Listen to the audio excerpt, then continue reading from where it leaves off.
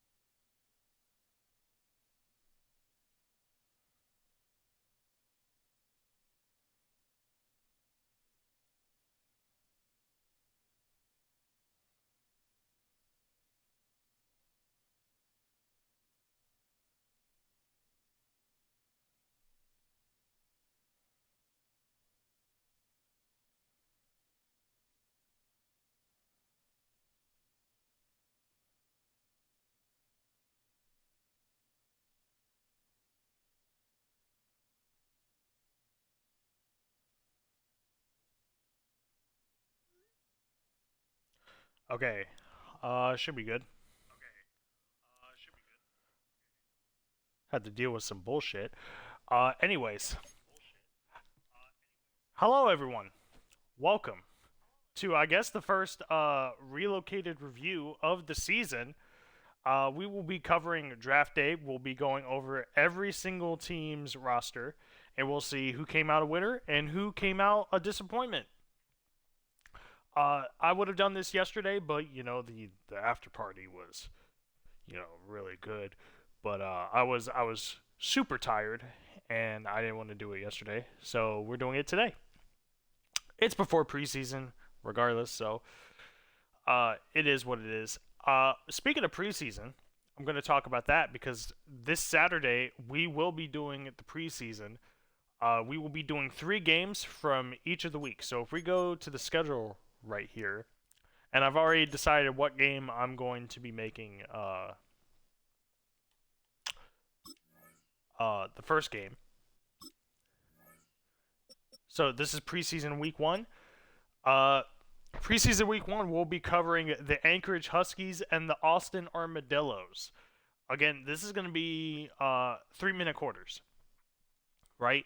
But every game ongoing, this first game, they're going to have the starters the first minute. So chances are one of these teams won't even have their starters out for the rest of the game. And they're only going to be 3-minute quarters. So there's that because it is preseason. The next week, where is this game? Here we go. The Mexico City Golden Eagles will go to the current season 1 champions, the Oklahoma City Bisons. That will be the second game that we play for the preseason week, and the starters will play up until halftime.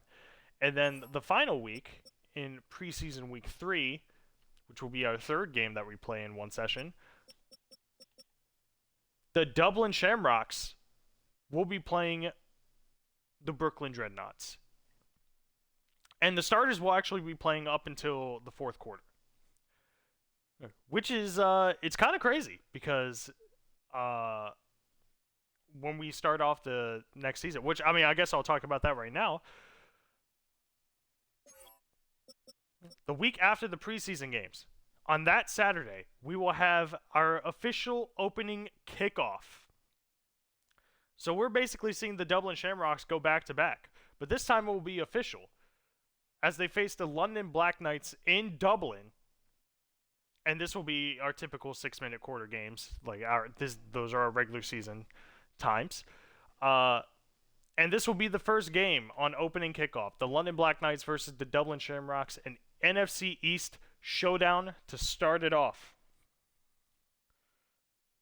Yeah, get the fuck out of here.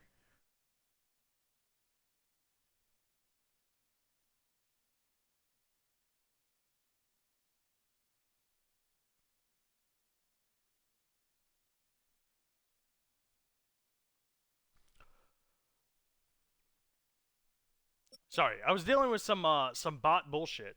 But anyways, yeah, London Black Knights, Dublin Shamrocks, kicking off. We're gonna do that at 8 o'clock, like we planned on doing on Saturday. But that's not all. On Saturday, we have another game, but this time it's gonna take place in Sao Paulo, Brazil. My bad.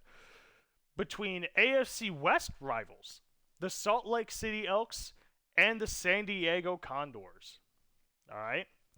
Then after those Saturday games, we will have our Sunday games. I mean, we might as well just get through this whole schedule right now. Fuck it. I was gonna save this to the end, but fuck it.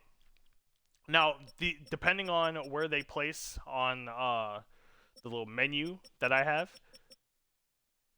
these games will interchange between Sunday and Monday, except for the primetime games. Those will be actually, like the Sunday night games will be held on Sunday, and the Monday night games will be held as the last game on Monday. So, but the rest of these games will interchange between the two. So I don't know if this is actually going to be the order that we're going to be showing them, but whatever. The Caps, the Columbus Caps, will be taking on their division rivals, the Canton Tigers. The Tokyo Dragons will be heading to Paris to face the Steamers in another divisional matchup. The Memphis Blues will be taking on the Brooklyn Dreadnoughts. That's an interesting match because those are the only two teams that have actually moved away from their original locations. Because in Season 0, it was the Memphis Dreadnoughts and it was the Brooklyn Blues. And now they've switched teams. I mean, they switched teams last year, but regardless. This is the first time, actually, that I think they're facing off against each other as these new teams. The Oakland Redwoods will go to Virginia Beach to take on the Voyagers. The Orlando Orbits will face the Austin Armadillos in a NFC South divisional matchup. The San Juan Wizards are going to Rio de Janeiro to face the Season 0 champions, River Hogs. Houston Oilers are going south of the border to face the Mexico City Golden Eagles. The Albuquerque Desperados will be facing the Season 1 champions, the Oklahoma City Bisons. Buenos Aires Aviators, my bad, will take on the Vancouver Lumberjacks. They're going way up north to face them. The Melbourne Monarchs will be facing the Portland Antlers in a NFC West divisional match. The San Antonio Pioneers will go to Sacramento to face the Nighthawks. And the Anchorage Huskies will face the Louisville Thunderbirds in a showdown of NFC North rivals. Now, on Sunday night, we will have a Battle of Canada between the Toronto Snowhawks and the Montreal Mounties. And on Monday night, we will have the Omaha Bulls versus the St. Louis Sentinels in an NFC North showdown. And that's your schedule for Week 1. That's the only time you're ever going to hear it. And that, if you want to know the rest of the schedule, look up the NFL 2025 schedule. And then just replace the teams, and there's your schedule right there. Can you, these bots are getting out of fucking control. I'm going to tell you this right now. If you're a bot, don't even bother. Do not even bother.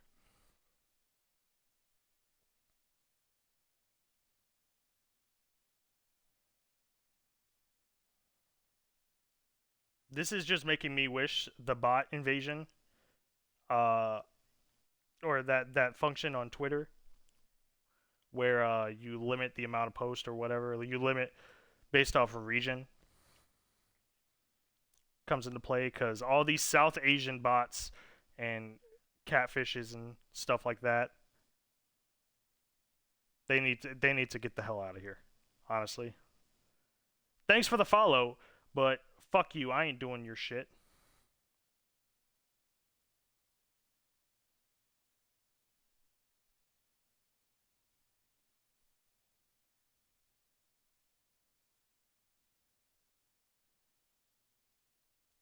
Just like you like the vibe, but you haven't even been on the stream for this long, and fucking you're already botting. Like what are you doing? What are you doing? Anyways, sorry. I'm a little bit unprofessional, but this is life now. No regulation on bots, and this is what happens. You just got to block every single one of them. Anyways, on to business here. We have just finished the draft, and I believe it's still uploading to the channel, if I'm not mistaken. That's how long some of these parts are. Let me see. Oh no, it's full. As of 34 minutes ago, it is fully uploaded. So you can watch the full draft on YouTube. It is there on the same handle that we use Twitch and Twitter, Relocated series.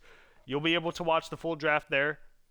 You'll be able to see the full the dark screen with the controller batteries not in play on the controller. But you still be able to see whoever gets drafted to whatever teams. But now we've officially relocated every single team.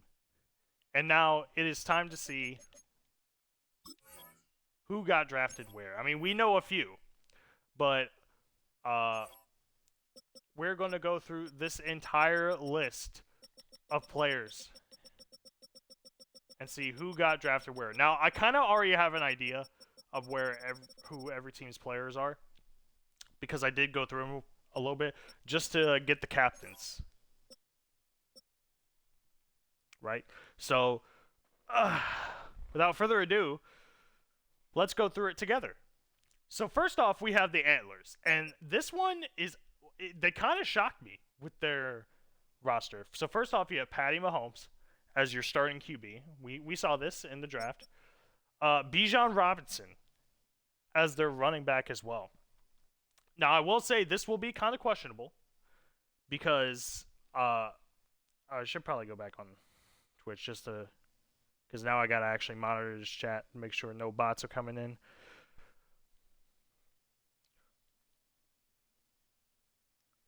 All right, we got to be careful here because last season Patrick Mahomes had Saquon Barkley on the team, and he was probably the best running back in the game at that time. And they didn't really synergize well. So hopefully, are they both part of the scheme? Patrick Mahomes is not, but Bijan is. So maybe they could get something out of him. I mean, Bijan also didn't do shit last season with Sacramento. So maybe they'll get something out of there. They do have a fullback. Now, here's their wide receiver core. Drake London, Mike Evans, Juwan Jennings, DeAndre Hopkins. As well as their 5 and 6. Lazard and Valdez Scantling. That is a crazy wide receiver room right there. And I'm like, surely, they have to suffer on defense because of it, which we'll get to. But Tucker Kraft is their starting tight end. You got Ikem Ekwonu, Dylan Parham, Aaron Brewer, Jackson Powers Johnson, and Brandon Smith. That's a pretty good offensive line right there. But then you got Montez Sweat as an edge rusher. You got the rookie James Pierce Jr., which has potential. Defensive tackles are, they're okay. They're okay. Kalijah Cansey, part of OKC in their championship year. Abdullah right there. Now, I believe their linebacker core, their linebackers aren't really good, but you do got Alex Singleton as the best linebacker on the team. But one doesn't make the whole one doesn't make the whole linebacker core. Get the fuck out of there. Yeah, you're banned. If you're here, you're banned. Get the fuck out of here.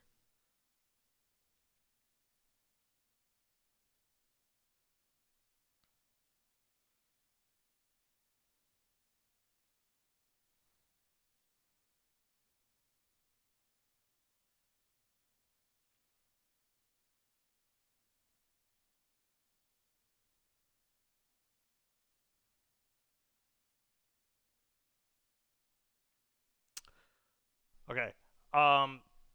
Anyways, sorry. I have to keep track of this chat because this is pretty ridiculous how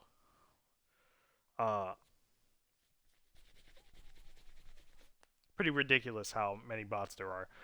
But the defensive backs, Byron Murphy Jr. and Razul Douglas, Amik Robinson, Christian Izian, or whatever it is. And then you got Xavier Woods as your free safety. Jonas Senker is your strong safety. The secondary, though, is pretty damn good. Then you got kicker Cameron Dicker, one of the best kickers in the league. Corey Bajorquez, one of the best punters in the league. And then they got the best long snapper. No, I swear to God, you're getting banned if you say you're following me.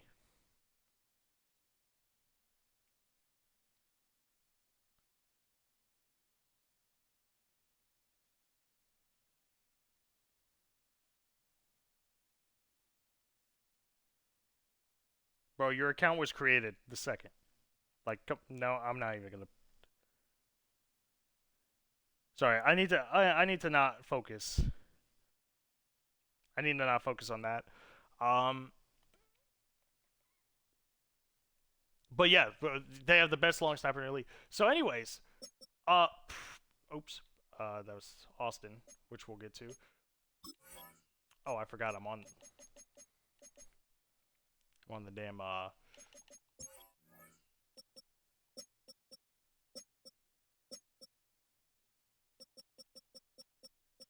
it's on the damn menu. I thought I was on the Portland's page, but pretty damn good roster. I'm not gonna lie. Like they seem pretty sound. I have a few concerns about their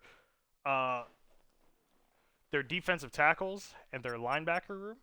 So maybe they're kind of hindered on defense, but overall, like Portland Antlers look pretty damn good. I keep backing out. Look like a pretty strong team this year, and also Mike Evans returning to the Antlers was there last year. So yeah, that's the Antlers. They look pretty damn good. I'd say they won this draft fairly easily. But now we go on to the Austin Armadillos, who, if you remember, they had the first overall pick in the draft, and they used that pick to get Joe Burrow. Joe Burrow at QB will be their starter. Devon Achane on the Voyagers last season. That's a pretty damn good running back right there. But then you go to wide receivers. You got Zay Flowers, Debo Samuel, Jahan Dotson, and Pat Bryant. And then Anthony Gould is your King Irrelevant from the Irrelevant round. Mason Taylor, I have questions about that tight end specifically. But overall, pretty good offense for Austin. Now let's go to their line. They got Brandon Coleman, Graham Glasgow, Tate Ratledge, Pine Sewell, and Jonathan Cooper. So on the left side, or no, wait. No, Jonathan Cooper's the left edge. My bad. Oh, Ozzy Trapilo. There. Okay. So I would say, I mean, just from Pine Sewell alone, the right side looks pretty good. But they've gone with almost a full Lions offensive line. And they got a rookie left tackle in there as well. So I mean, offensive line doesn't look too strong, but Pine Sewell will help alleviate that on the right side. Now, left edge rushers, Jonathan Cooper. That's pretty damn good. Jermaine Johnson, okay, but he did prove himself when he was the other edge rusher with Aiden Hutchinson, who was on the Pioneers. But we'll get to the Pioneers. We'll have to talk about them. But anyways, good edge rusher right there. Zach Allen, DJ Reader, Larry Ogunjobi, and Monty Smith as your defensive tackles. That's not a bad defensive tackle line. Or yeah, that's not a bad defensive line that they got. Yeah, even with Jermaine Johnson, like this, that's pretty good. Jerome Baker, probably one of the best Sam linebackers in the game. But then they also got Bobby Wagner as well at linebacker. I mean, they have all these other ones, Jack Sanborn, D. Winters as well. I mean, Bobby Wagner and I would probably say Jerome Baker make up that. At least they got one linebacker that's pretty damn good. I mean, he's close to elite. So we'll see how that turns out. Defensive backs, DJ Turner, Stephon Gilmore on OKC last year, Renardo Green and Darrell Baker. Solid. I would say a solid defensive back core right there. Cole Bishop as your free safety, and Cameron Bynum as your strong safety. So honestly, I mean, I talked high about the Portland Antlers, but Austin Armadillos on paper look pretty damn good. And then they have Brandon Aubrey as their kicker, and Rigoberto Sanchez as their punter, and Alex Ward their long snapper. But this team looks. I mean, this is partially why I wanted to do them as the first preseason game, because I wanted to at least like experience a little bit of this team.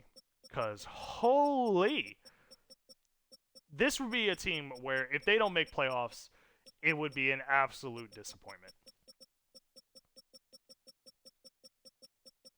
I mean, an absolute disappointment. Because there's always like a strong part for every single position. Except for tight end. Tight end's probably the only position I'm like, but like that's tight end. That's mainly just one guy. That's one part of the receiver core. And the blocking core, I guess. But you still got decent wide receivers. You got a great running back. You got a great defense. What's not to love about this Armadillos roster? I think I give it the solid approval. I'll give it the thumbs up. Enthusiastic thumbs up. Now, yeah, we got 30 more teams to go to review. On to the Aviators. Well, good news.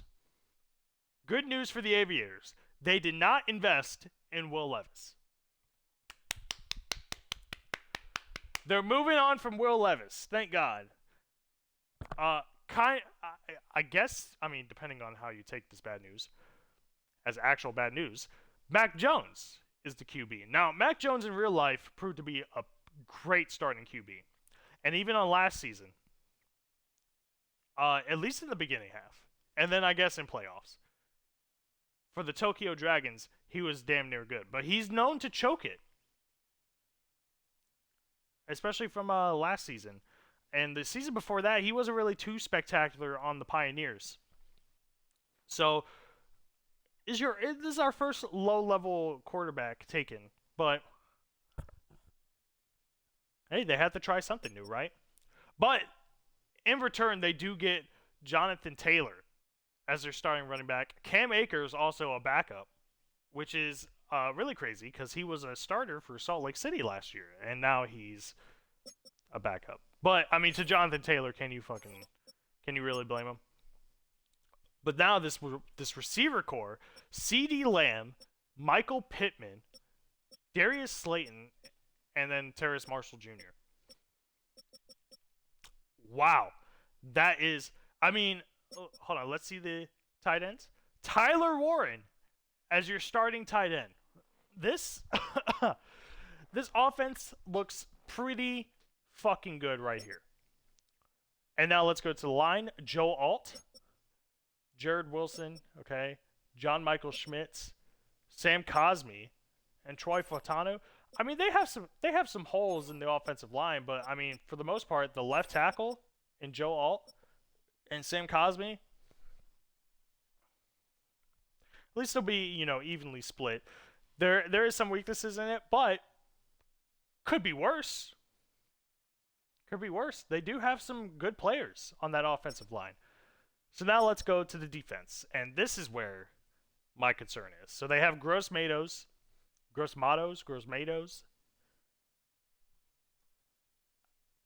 as an edge rusher, as well as Jordan Birch.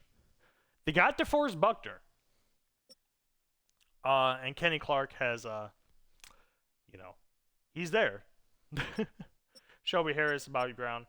Other than DeForest Buckner, this whole defensive line has some work to do. But then we got the linebacker crew. You got Marte Mapu, Omar Spites, and Sauce Gardner. I mean, the defensive backs. My bad. I forgot there's really only two because everyone just picks one Sam. But yeah, you got Marte Mapu, and then all these other guys. Ronnie Harrison, I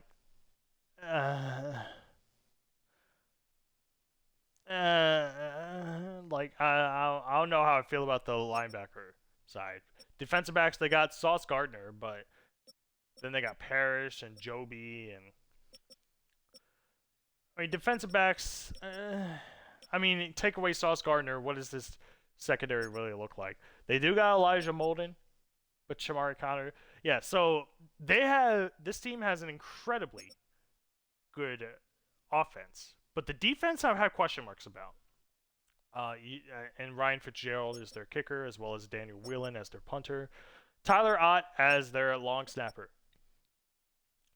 Offense looks stellar, which is crazy because Aviators been known for their defense their entire existence and Relocated.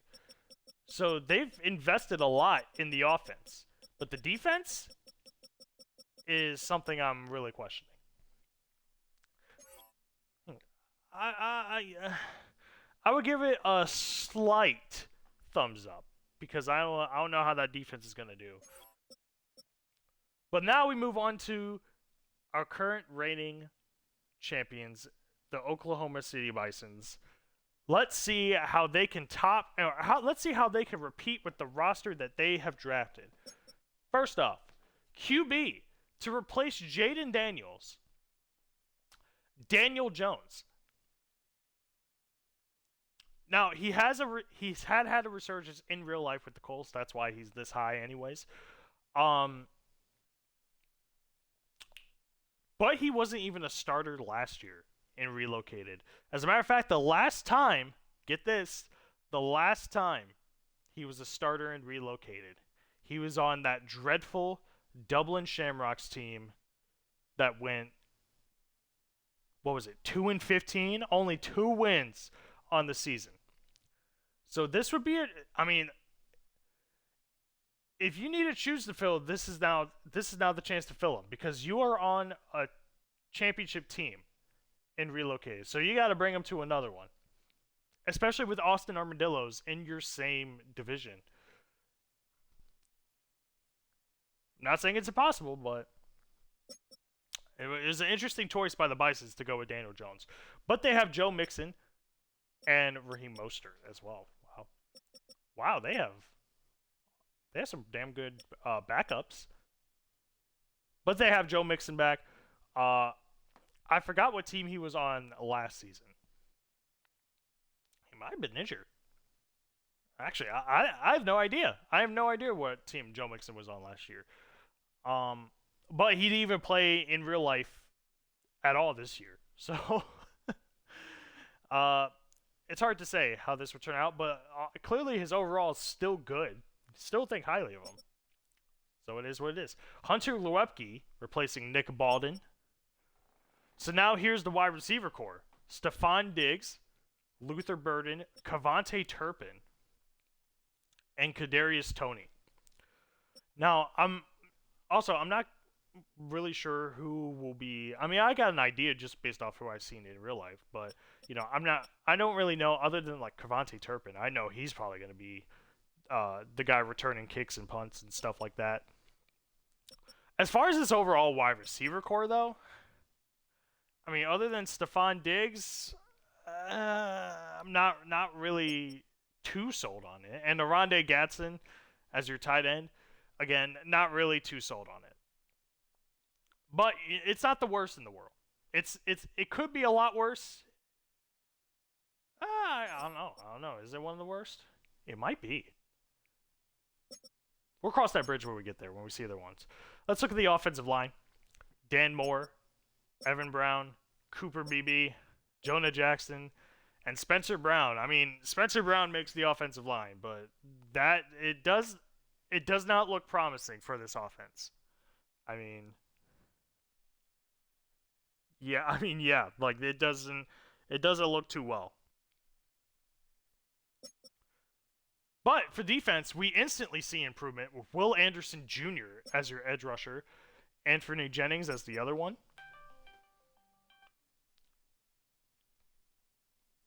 Scared the shit out of me. Byron Murphy. Sorry, I was distracted. Byron Murphy, Calais Campbell, and Grady Jarrett. That's a damn good defensive line. I mean, overall, as defensive tackles go, that's a good defensive line. Jalen Graham is your Sam. Fred Warner as mainly, you're probably sole line. I mean, I'd say sole linebacker. I mean, he's definitely elite, that's for sure. But they also have Jermaine Pratt as well. So that's mainly going to be your linebacker duo, I guess. Looks pretty. That defense so far looking good. Let's look at defensive back.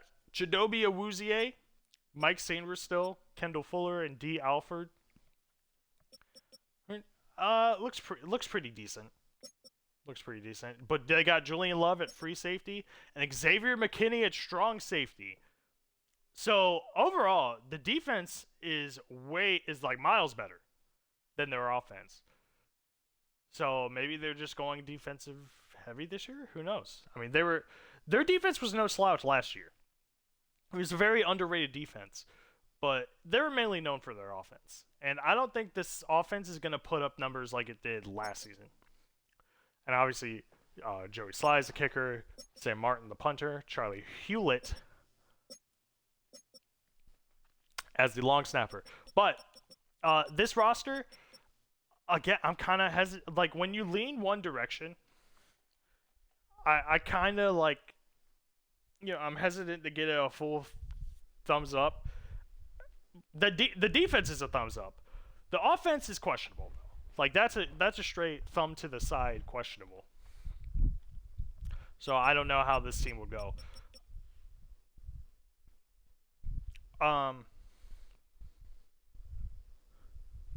But let's see here. Oh, I didn't change the teams. So next up we have the London Black Knights, who will be facing off this Saturday against the Dublin Shamrocks. Lamar Jackson as your starting QB. This totally fits who the London Black Knights want as a QB. They've always gone with a mobile quarterback in their whole existence. In Season 0, they relied on Justin Fields. Well, guess what? They made the divisional round. Last year, they relied on Anthony Richardson. They were this close. Like, I'm barely touching my fingers here, but this close to making playoffs. But alas, they didn't. So they're like, you know what? If we're going to go with a mobile quarterback, we might as well go for the best one that's available. And that is Lamar Jackson. Now, Lamar Jackson himself has had not so great history in Relocated. I mean, he was on the Toronto Snowhawks, only got 7 wins with Derrick Henry, I might add. And also, last year on the Omaha Bulls, where they did make playoffs, but it wasn't as satisfying or good as anyone would think. As a matter of fact, I'd probably vote them the most disappointing team to make playoffs, or the most undeserving team. Now, here's something that's funny too. Travion Henderson as your starting running back, but you know who's the second one? Who's the second string? Zach Charbonnet. So you know what that means. Travion, time for that 50% share. Yeah. The touchdown vulture is here. I like Zach Charbonnet, by the way. But you can't deny that they're playing with Kenneth Walker. Really fucked Kenneth Walker over. They did not like him at all. Anyways, into this game. Hopefully they don't do that with Travion Henderson. Hopefully Zach Charbonnet. I mean, they're both the same overall. So depending on how one of them does, one of them could be starting over the other. Who knows? Nick Baldwin was on the Bisons last year as their fullback and a winning thing. But look at this wide receiver core. Nico Collins, Wan'Dale Robinson, Brandon Cooks, and Jalen Polk, as well as Jack Beck and Isaiah Hodgins. That's a good wide receiver core. So, yeah. And then they have their tight end, Travis Kelce. Like, I mean, offensively, this team looks pretty damn good. I would say, well, the first season for sure, they focused on defense. Last season, though, they mainly focused on offense. So it seems like they're focusing on the offensive side of things. I say that, but they have Trent Williams. Oh, wait. He's an offensive guy. This is offensive line. Why am I? I'm an idiot. Anyways, Trent Williams, David Edwards, okay, Tanner Bortoloni, Mekhi Becton, and Jonah Williams. So that's left side looking strong as hell. Also have a good center. Yeah, I mean, that offensive line looks decent enough. So yeah, that offense still looks pretty strong. Kyle Van Noy as your edge rusher with Abdul Carter. Okay, that's not terrible. Chris Jones as your main defensive tackle with Moro Ojomo, Elijah Chapman, and Taven Bryan. Taven Bryan, I believe he was on one of the championship teams. But defensive line, good. Logan Wilson. This is where I vaguely remember this. The linebacker situation here wasn't too great. I mean, they do have Alex Anzalone and Logan Wilson. It's not too strong, in my personal opinion. But they do have Christian Benford, L'Jarius Sneed, Isaiah Rodgers, Monteric Brown. That's a good defensive back core overall. Javon Holland, I believe he was on the Bisons last year when they won. As your free safety. Alohi Gilman as your strong safety. Oh, and they also have C.J. Gardner-Johnson. What would I give Lamar, or what would I give the London Black Knights? I mean, they look pretty damn good overall. Will Reichard as their kicker, J.K. Scott as the punter, Josh Harris. Josh Harris won. I think he's the second best long snapper. Overall, this team looks pretty fucking good. I mean, it's gonna be hard to go against them. Like overall, they have the offensive pieces. Maybe a question mark at the offensive line. And but definitely the linebacker line, the linebacker line. The linebacker position probably needs improvement. But overall, a pretty good roster for the Black Knights in London. Next up, we go to Memphis for the Blues. And Jared Goff is officially a Memphis Blue. Jared Goff's relocated history involves being on the Wizards, where they only got 7 or 8 wins. I believe they got 8 wins. They were part of that competitive. He's part of that competitive AFC East division, but unfortunately, he was on the low part of that. And then last year he was on the Sentinels, and a team that could have gone on to do wonderful things offensively just did not. Like, even with Puka Nacua on that team, it just makes no sense how that team didn't do it as good offensively. They started they started to pick up in the end, but it was kind of too late. So maybe Jared Goff can change the narrative. Memphis, obviously, has ups and downs. They made playoffs last year, got out the wild card, and the year before that, they're probably one of the worst teams. So they're just trying to avoid everything they were in season 0. Starting running back is Jordan Mason. Pretty good running back. Not the best, but it is what it is. Wide receiver core involves George Pickens as your number 1, Chris Godwin as your number 2. He was the number 1 for OKC, but now he's the wide receiver 2 on this team against someone like George Pickens. Then you got Shamari DK, John Mechie, Jermaine Burton, Jalen Darden, whatever. Dawson Knox, though, is a starter again. Yeah, he's a starter for the Blues now. He was a starter for the Bisons when they won their championship. But he gets the starting position again. No sitting out for him. All right, offensive line, Taylor Decker, Tyler Smith, Jordan Meredith, Isaiah Adams, and Brian O'Neill. Pretty good offensive line. I mean, the center and right guard, not great, but everything on that left side and the right tackle, I'm going off for overalls, I know. It's not everything, but just from the eye test alone, overall, I think the offensive line looks pretty decent. Or I'd say pretty good. It's more than decent. Jadeveon Clowney as your edge rusher, along with Joey Bosa. That's not a bad combo of edge rushers. But they also have Vita Vea, Derek Harmon. Not too bad of a defensive line. I mean, obviously the backups in here, I have some question marks, but I'd say they're pretty damn good. Derek Barnes as a Sam, I think that's also very good. Bobby Okereke and Quay Walker in your linebacker formation. That's good. That's good. Taron Johnson, Riley Moss, Jaquan McMillan, Kyrie Elam.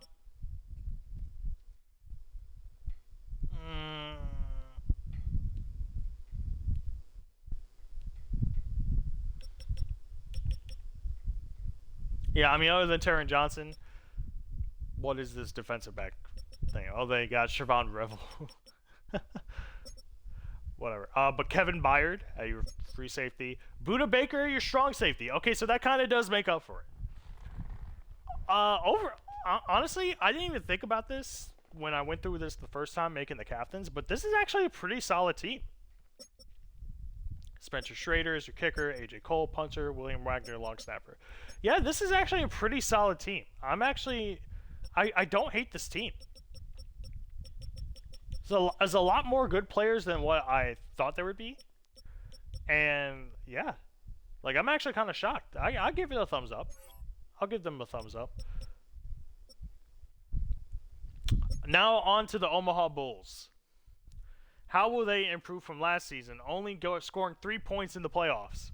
Well, Dak Prescott, as your starting QB, pretty damn good.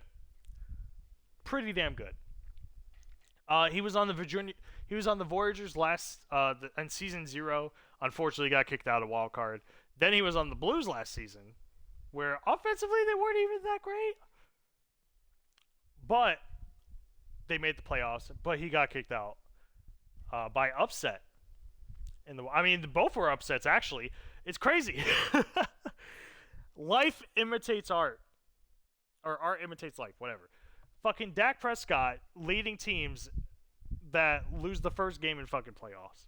At least in Relocated. That's fucking crazy. That is wild. I'm going to assume. Yeah.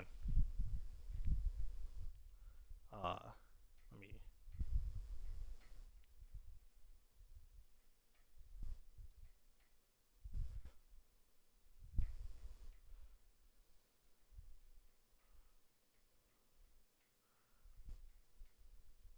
Oh, you're from Australia, huh? Nope. No, you're not.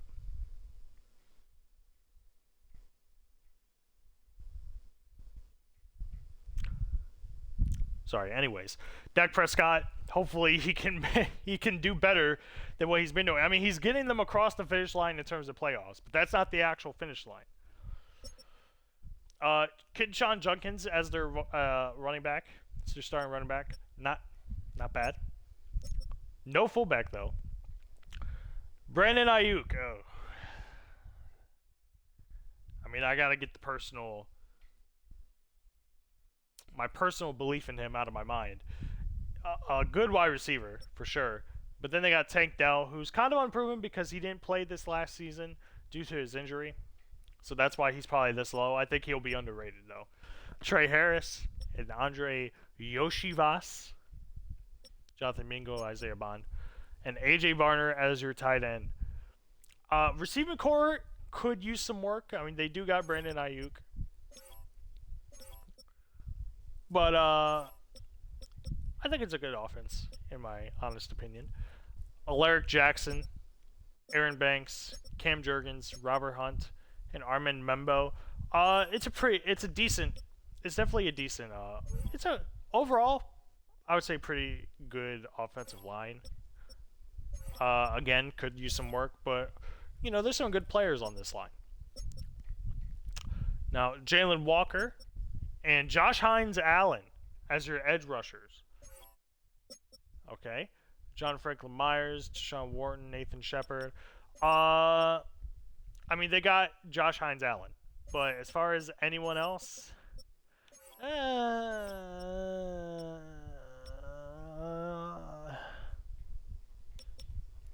probably needs some work on that defensive line. Trevin Wallace, linebacker, and Devin Bush as a linebacker as well, your will linebacker.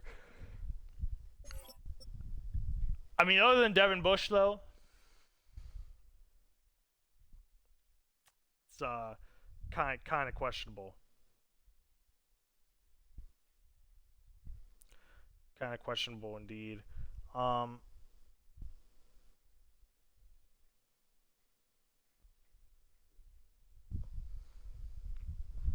Sorry, I'm trying to focus on. I didn't know I had to play security while fucking streaming. But they got Kamari Lassiter, which I do remember was one of the first 3 rounds of the draft. Nate Hobbs, Christopher Fulton, Brandon Eccles, Jalen Ramsey is a free safety, Craig Woodson as a strong safety. So their secondary is pretty good. It's just really everything else just kind of has like their one star, and then the rest is. Do I think they win? I would say it's a slight. I mean, they do got elite players, but I have to say,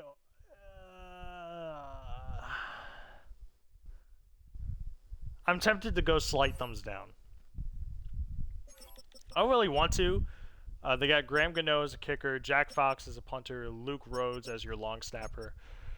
I'm not fully convinced, but I mean they could do better than what I'm thinking. This team, I mean, to me, this team just needs to prove it at the end of the day. I feel like they can with the stars that they have, but it's going to be difficult. It's going to be difficult. They might be the best team in their division. Who knows? Up next, the Columbus Caps, who were one of the worst teams last season. And they start off with Kyler Murray at quarterback. Well, in Season 0, Kyler Murray found success with the Condors, making it to the divisional round. But as far as... am I even talking? Yeah, I am. As far as last year, not great. Part of the Mexico City Golden Eagles, one of the worst teams last year. So, you know, again, he just kind of needs to prove it. They got Chase Brown as their starting running back. Not bad. DK Metcalf, Jaden Higgins, Zay Jones, and Curtis Samuel as your wide receiver core. I mean, DK Metcalf's pretty good, but this other one still has a lot left to prove. But they make up for it with Trey McBride. Funny enough, Kyler Murray reunites with Trey McBride in the game. Oh, that's funny. As far as their offensive line, Kelvin Banks, Joel Bitonio, Robert Hainsey, Juice Scruggs, and Austin Jackson. Yeah, not too great of an offense. I mean, they got a bright spot in Metcalf, which I believe he was on the Caps at one point. Either it was last year or the year before that. But he was on the Caps beforehand. I could have sworn. But they do got Trey McBride. The rest of it, though, is kind of a letdown. I'm not going to sugarcoat you guys. It's kind of a letdown. Defensively, Nick Skirton, Andrew Van Ginkel. Okay. Kobe Turner and Grover Stewart.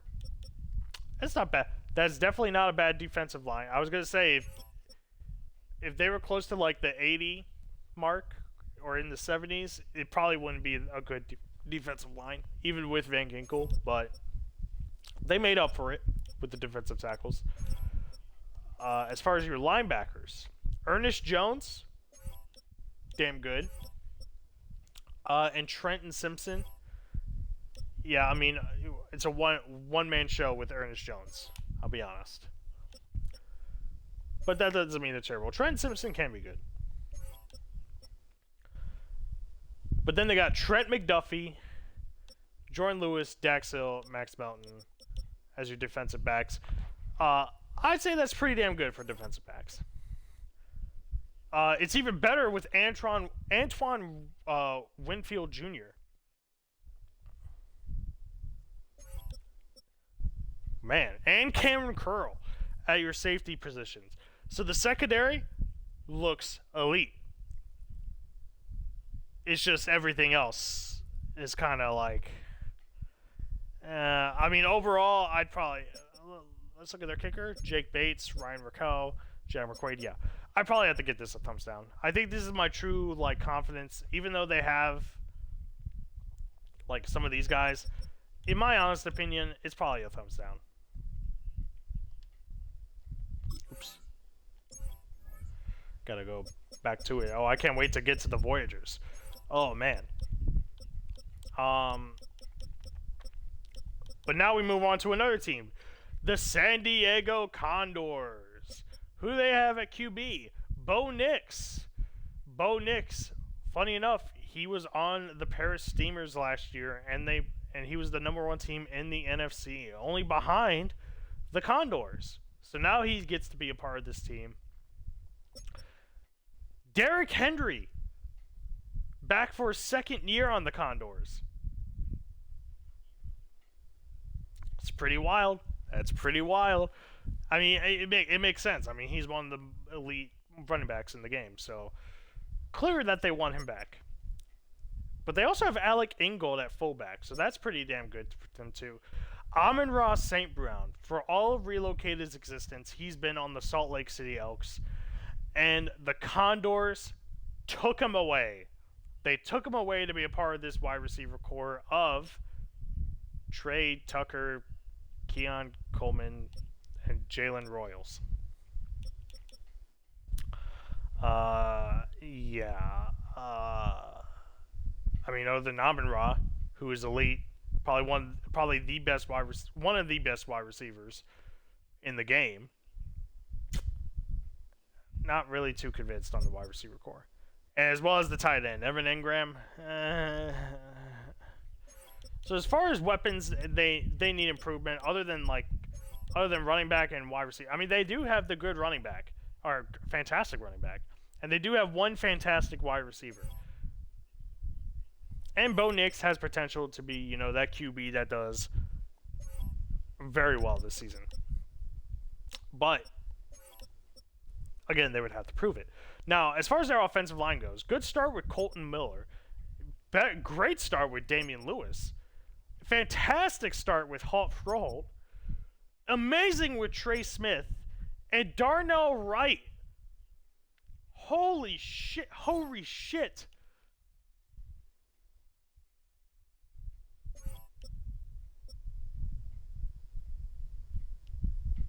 Sorry, I didn't mean for that to come out that type of way, but holy shit, this offensive line is insane.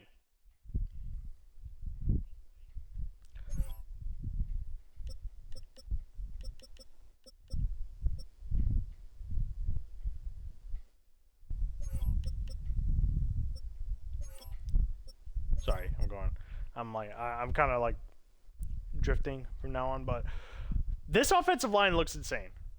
Yeah, I realized the way I said that was probably not the best way to say it, but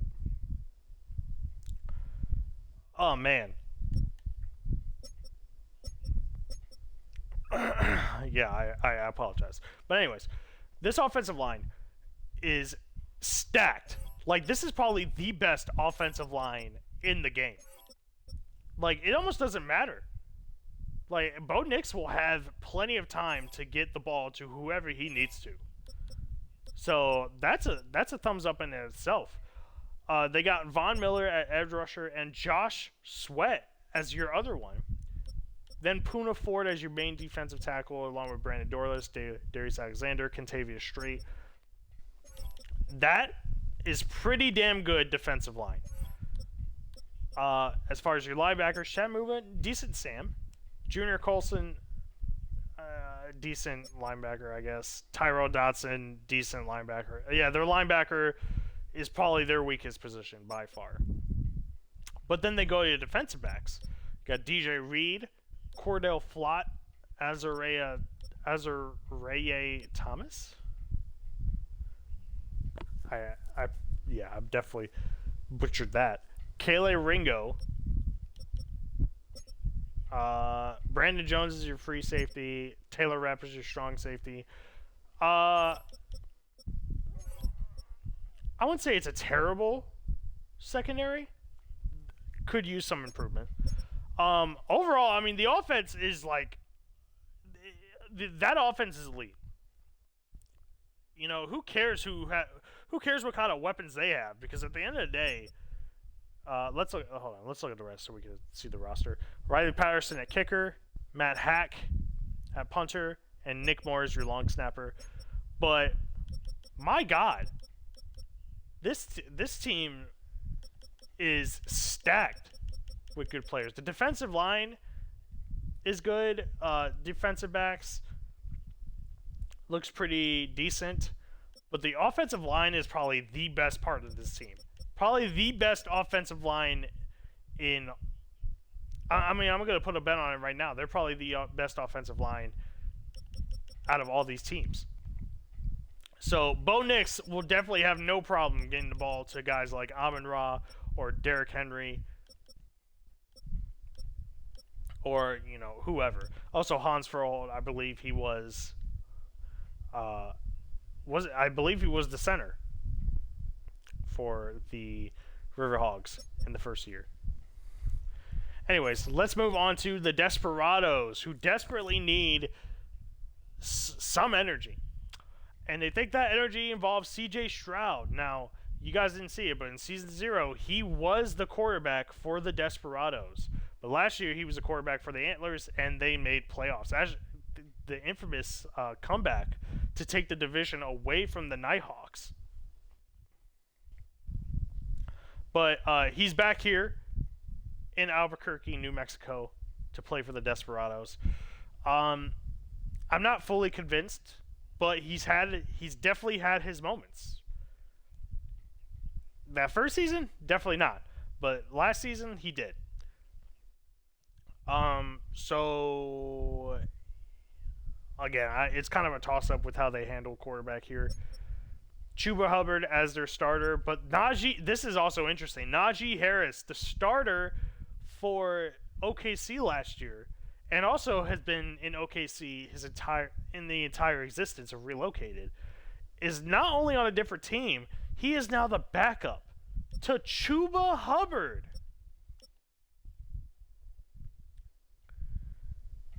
Insane how these drafts work. But then you got Robert Dunze, Jacoby Myers, Ryan Flournoy, Adonai Mitchell. Again, an okay wide receiver core. Could be worse. I'll say that about that. Kate Otten, tight end. I'm not convinced. I'll be honest. I'm not convinced by this offense.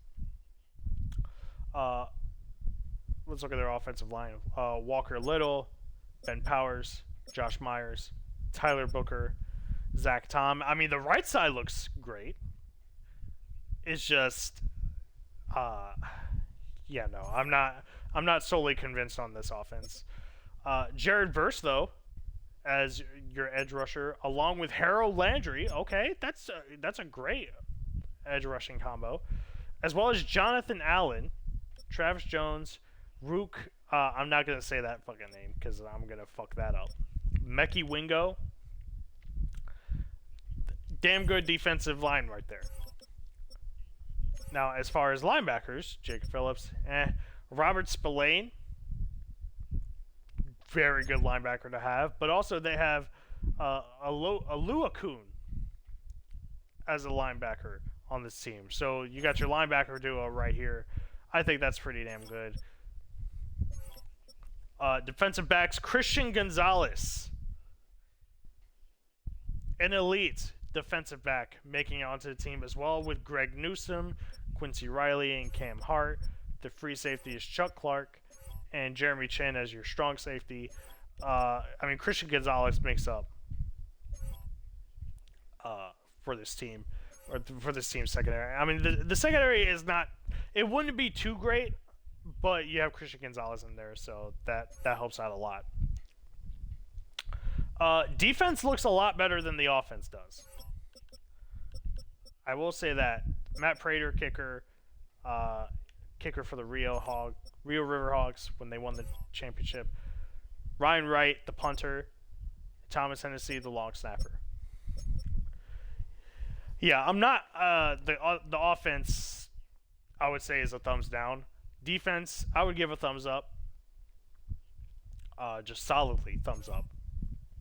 But the Desperados, they need to think against these better defenses. They could struggle. Now, on to the Tokyo Dragons. Well, Tokyo Dragons have made playoffs both years. In first year, they got kicked out the wild card round. And then last year, they got up to the NFC Championship game. But this is after a season where they went 8-2? No, they went 7. I don't know. I think they were like 8-1 at one point, 8-2 at some point. And then they just choke it all away. End up on the season 10-7. Still making playoffs, but losing their division. But they still made the NFC Championship game. So they're hoping to keep the consistency high. Unfortunately, they're not. They don't have a good start with who they have at QB. J.J. McCarthy, 9, as he says.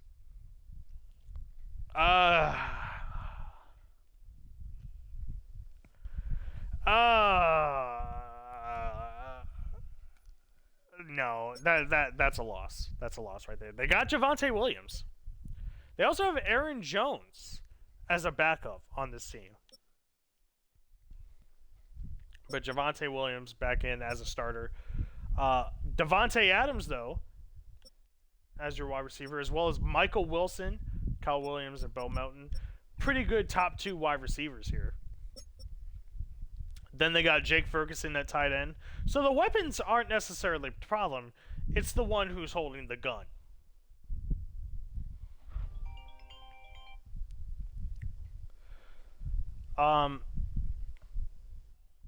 So, yeah. Offensive line. Dion Dawkins.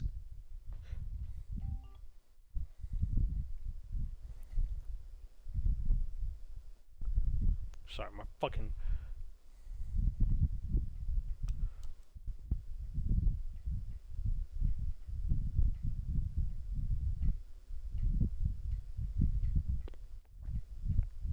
Give me a second here.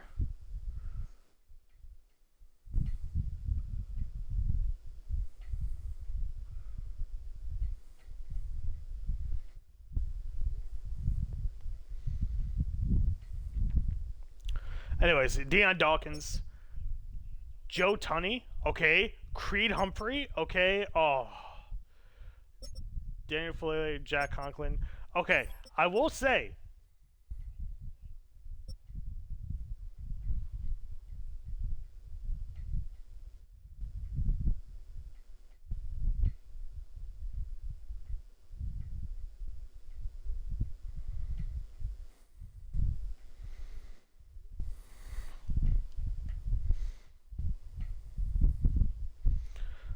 Jesus Christ. I'm trying to do a Relocated review, and I'm just getting interrupted by every possible little thing.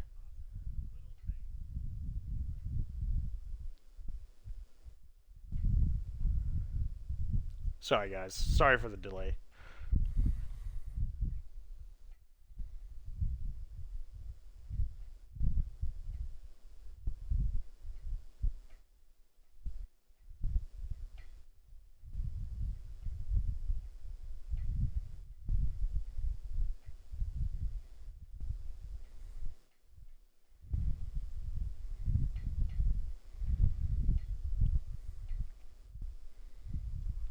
Anyways, I mean the left side looks elite. I mean, like, come on, all the way up to the center. Creed Humphrey on the Bisons last year. He was the booster pick for the Bisons last year. Now he's on the team that got beat by the Bisons in the NFC Championship game, the Dragons. Yeah, no, like that. The left side looks elite. Right side could have some work, but shit, if they kept it rolling, I was going to have to eat my words about the Condors being the best offensive line. I mean, they still probably would be overall, but I mean, come on, this whole left side is incredible. Anyway, let's look at the edge rushers. Max Crosby, he's back for another season with the Dragons. He was on there last season. Boye Mafe as the other edge rusher. Christian Barmore, he was on the Rio River Hogs when they won. You also got Malik Collins, Logan Hall. Max Crosby kind of makes up the defensive line. Other than that, it's a okay defensive line. Linebacker core, you got Deion Jones and Cedric Gray. Yeah, the linebacker. Yeah. The linebacker core is not too great, but they do have Kenyon Mitchell, and they have Tar Heap Still, Jahdae Barron, and Darian Kendrick. Minka Fitzpatrick at free safety, and they actually got 3 strong safeties here, but they got Amani Hooker as a starter. Defense, I would say weaker. Let's see. Kickers, Daniel Carlson. Logan Cook's the punter. Julian Ashby. Yeah, I mean, offense blows defense out the water. I don't really... Yeah, no. I mean, other than the fucking QB. Other than 9. I actually want to see where he ranks on this team. Tyson Badgett, obviously the lower one.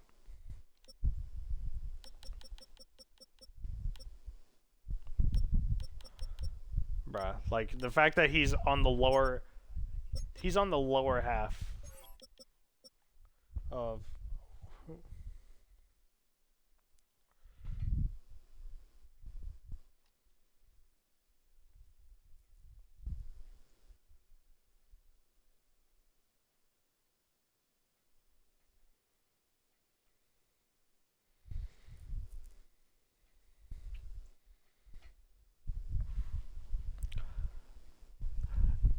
Sorry, I'm sorry. I'm getting too distracted. Yeah, offense good other than a QB. I'll give that a thumb. A thumbs slightly more towards the up. I'll give it like a thumbs up, but the thumb is kind of tilted just because of the QB. The defense is eh. It's eh. It's got its few guys, but eh.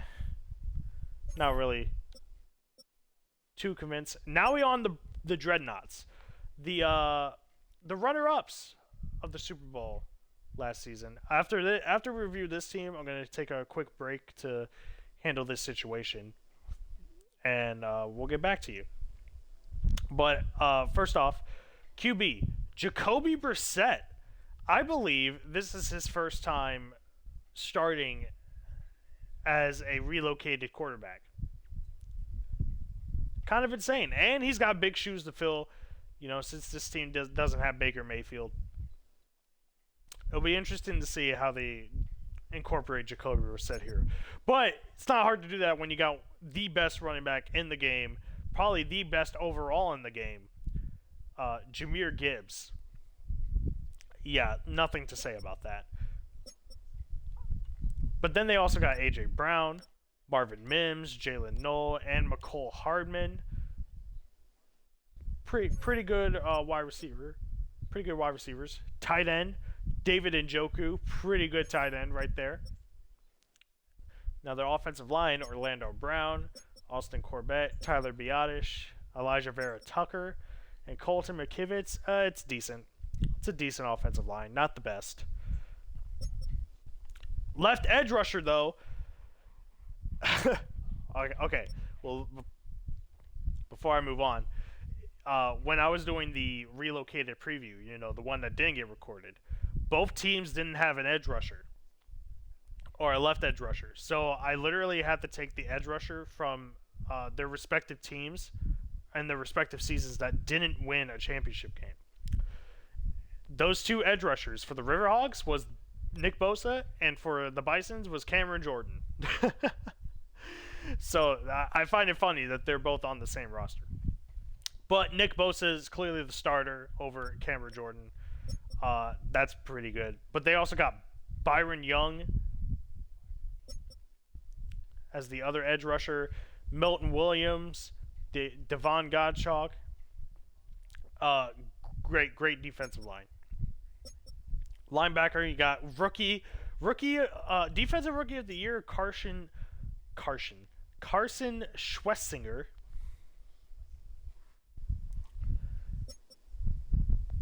Looking at my phone. But they also got Zach Thompson. I mean, he's really only the bright spot on this linebacker core, but it's not really too impressive. Marlon Humphrey as your main defensive back, along with Jalen Watson, Maxwell Hairston, and Clark Phillips. Okay, who's your safeties? Reed Blankenship as your free safety, Josh Metellus as your strong safety. Secondary needs some work. Then you got Charlie Smythe, who doesn't have a picture in this game because he was relatively new. He's a UFL kicker, so he's relatively new.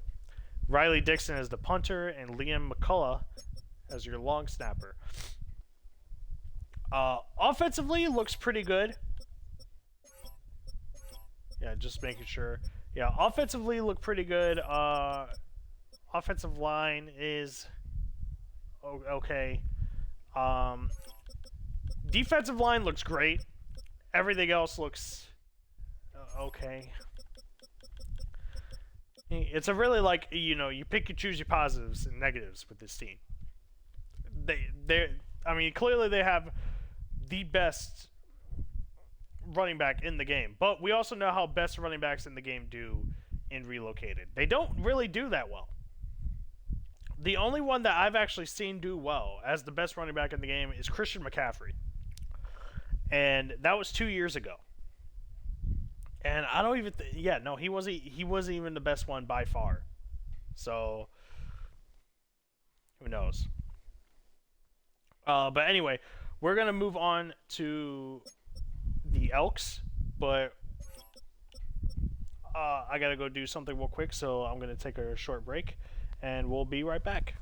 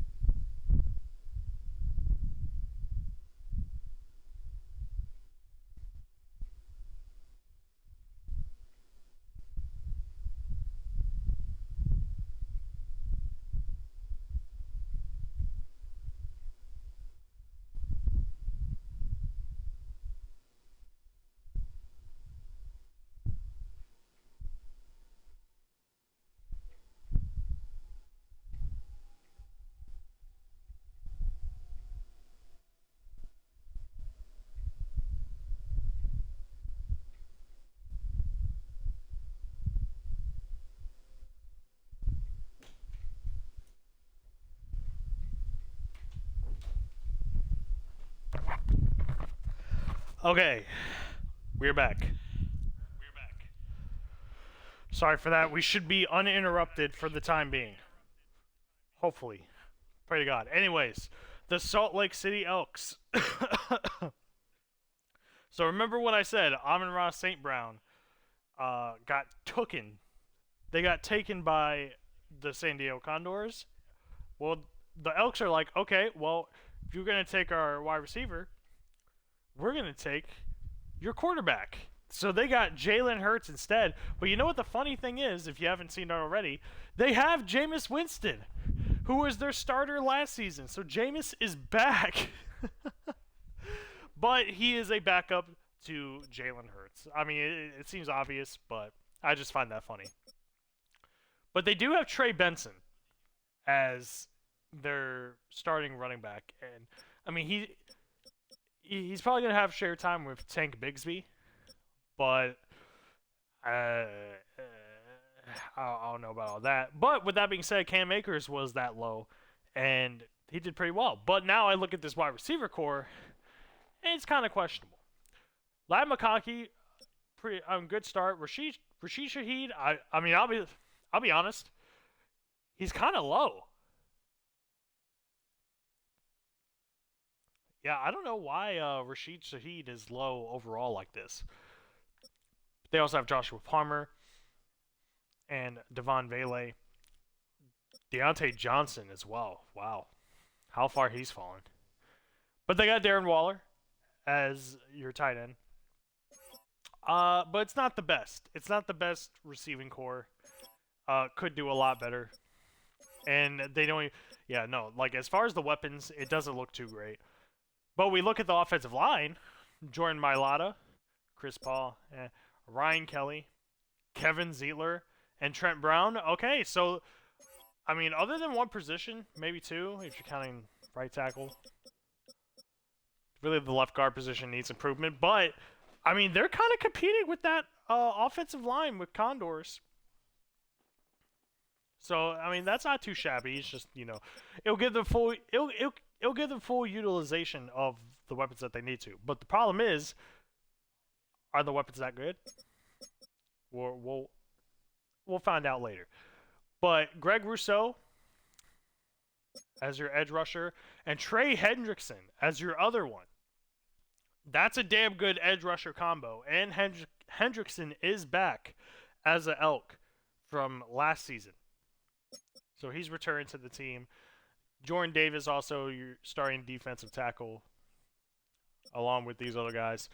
Yeah, pretty good defensive. I mean, especially the defensive edges. Pretty damn good. You can make a drinking game. How many times I say pretty damn good? But linebacker Caden Ellis, which is a hell of it. I mean, if he goes down and these are his replacements, that's going to be a big step. But they also got Tremaine Edmonds. So those are linebacker duo. Yeah, linebacker seems pretty good. Marcus Jones, Jair Alexander, Deontay Banks, Beanie Bishop Jr. Overall, it seems pretty evenly split between all the defensive backs. It's okay. Justin Simmons, Rio champion at free safety. Was he a strong safety? I don't know. Don't quote me on that. But Jimmy Ward as your strong safety is pretty good. Chase McLaughlin is your kicker, which I think he was a kicker for Salt Lake City at one point. Bradley Pena as your punter, and Trent Sieg as your long snapper. Overall, I mean, the high spots are the edge rushers and the offensive line. I mean, the QB, Jalen Hurts has proved that he can be a top QB in the league, as seen from last season with the Condors. But, I mean, everything else, like, he's not really been given good tools to work with, or not as good as tools as, you know, some other people. Who won the trade between Amon-Ra and Jalen Hurts with the Condors and the Elks? Who the fuck knows? But on to the Mexico City Golden Eagles. Let's see how they improved going into this season. They're one of the worst franchises in the league, and they start off strong with the actual Super Bowl QB winner, Sam Darnold. Great start. He was on Louisville last year. It was hard to tell data, though, from him because he was injured for half the season. Between him and Mason Rudolph, they led the Louisville Thunderbirds to the divisional round of the playoffs, where they absolutely choked it the fuck away. But they also have Breece Hall running back, so that's good. They have Kyle Juszczyk as the fullback, the best fullback in the game. So that's nothing to slouch out about. Keenan Allen, Travis Hunter, and Quentin Johnston. Not a bad wide receiver triple threat right there. They also have Laviska Shenault. And Dalton Kincaid, the Rio tight end that won with them.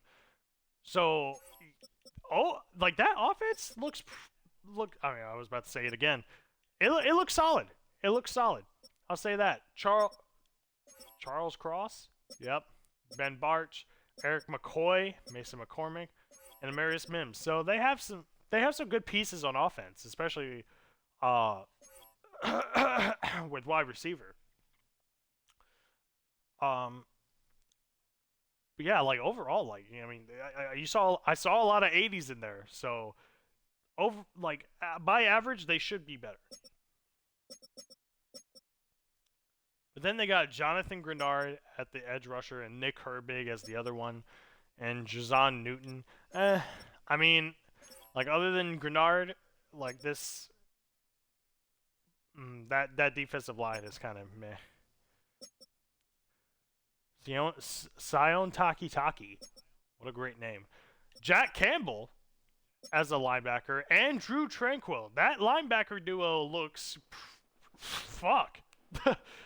That's actually pretty damn good. I said it again. God damn it. Denzel Ward as your top defensive back, along with Mike Jackson, Kool-Aid McKinstry, and Jonathan Jones. Okay, Isaiah Simmons as your free safety, Tony Adams as your strong safety. Yeah, I mean, secondary needs some work. But in the defensive line probably needs some work other than Grenard. But the linebacker duo looks good, but the offense looks overall pretty damn good. I'll give this team a thumbs up. I think they did pretty solid. Defense needs some work though, but I'm not unconfident in the defense. But yeah. Oh, they got one of the best kickers though, Chris Boswell, Johnny Hecker as punter, and John Weeks as your long snapper. So Mexico City looking to change their ways.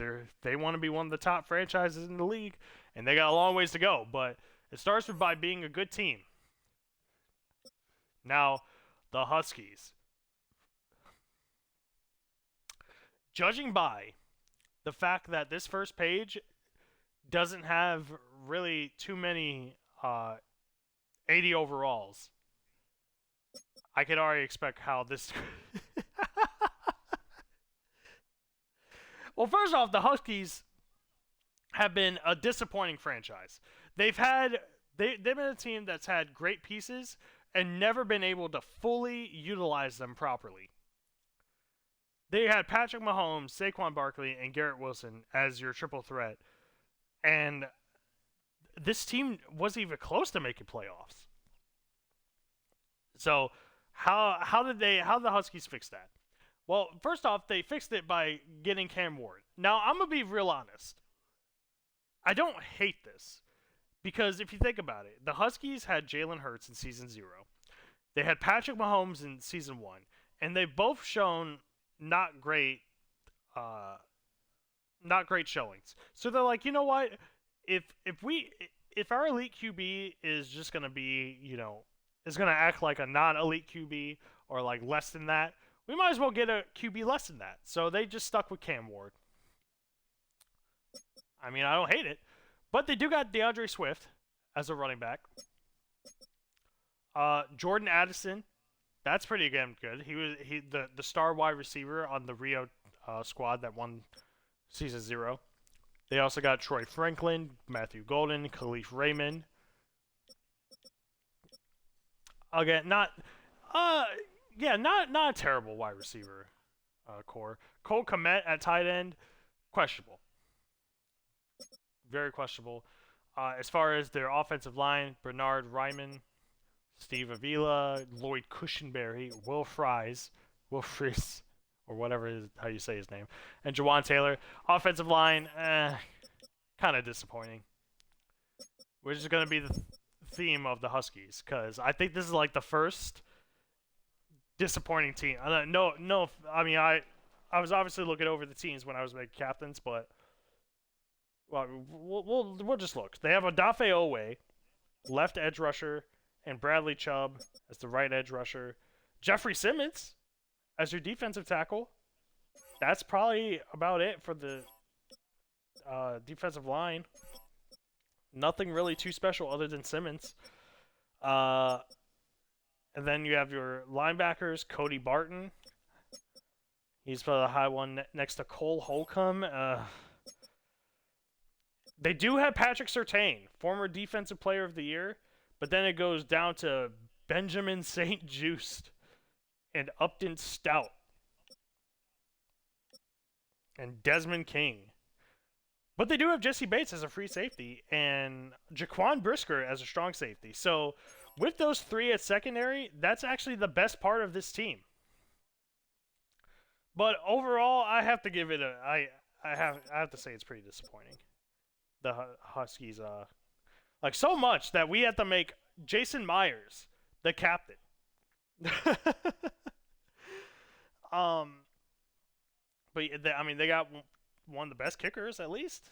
Tommy Townsend at punter and Casey Kreider as long snapper. Yeah, I'm not convinced by this Huskies. I have to give it like a slight. I have to give it like a half thumbs down. All right, Vancouver Lumberjacks, another struggling franchise. One of the worst in the league, not the worst. That was Dublin Shamrocks. And you know who the Dublin Shamrocks went with to fix their season? Or this fix their franchise? Matthew Stafford. Look how well that did them. They did improve to 5 wins. But that was a very low bar that they were setting. So, Paul Gaffney drafted Vancouver. They drafted Matthew Stafford to Vancouver in hopes that he would do what Dublin couldn't. Which, I mean, I don't know. It just feels like it's a long shot, but Matthew Stafford is a whole lot better than what he was last year. Like he obviously the league MVP. So maybe they got something here. But only time will tell. But he's definitely one of the best additions to this roster.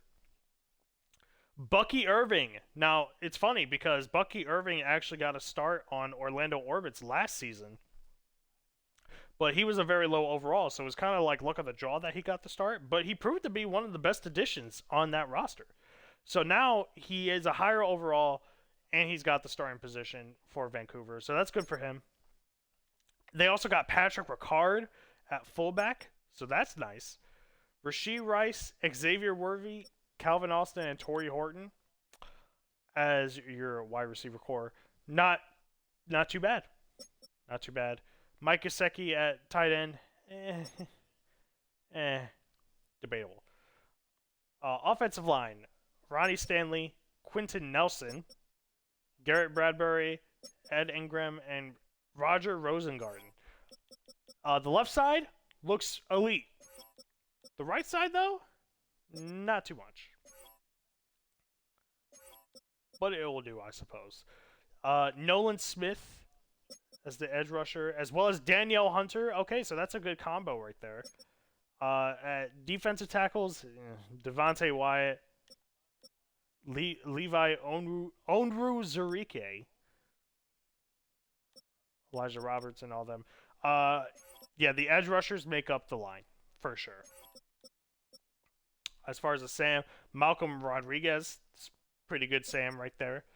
Nakobe Dean, honestly, I'm surprised he's not higher. Maybe I shouldn't be. And then DeMarvion Overshone. Yeah, linebackers need some work, but they do got a good Sam. And let me guess, they made the kicker. I made the kicker the captain. Charvarius Ward as your number 1 defensive back, along with Will Johnson, who has potential. Tyreek Stevenson, Ugo Amadi. Trayvon Morig as your free safety, and Xavier Watts as your strong safety. Harrison Butker, Harrison Butker is the kicker. Torrey Taylor, the punter. Zach Wood as the long snapper. I do think this is an improvement, if I'm being honest. I mean, this does look like a good roster on paper, but I don't want to, I don't want to say that and then they absolutely shit the bed like they did last season. This is one of the worst franchises, so maybe that'll carry over, maybe it won't. I'm hoping for a resurgence for the Lumberjacks, but it gets a half thumbs up from me. But only because I'm not really too confident in Lumberjacks as a whole. So now we move on to the Melbourne Monarchs, who look like an average team overall. Suffering with Kirk Cousins the first year, Caleb Williams the second year, and now they've relied on Brock Purdy, who has also kind of been an average QB in the league so far. He was the Desperados QB last year, and what team was he? Well, no, was he on? Oh yeah, he was. Yeah, he was on Desperados last year, and before that, he was on the Mexico City Golden Eagles. So, not really great teams that he's been on. So, but I mean, he had to have improved over the course of that time. Wasn't he like an overall 90 at one point? I have no idea. Tyrone Tracy as your running back, as your starting running back.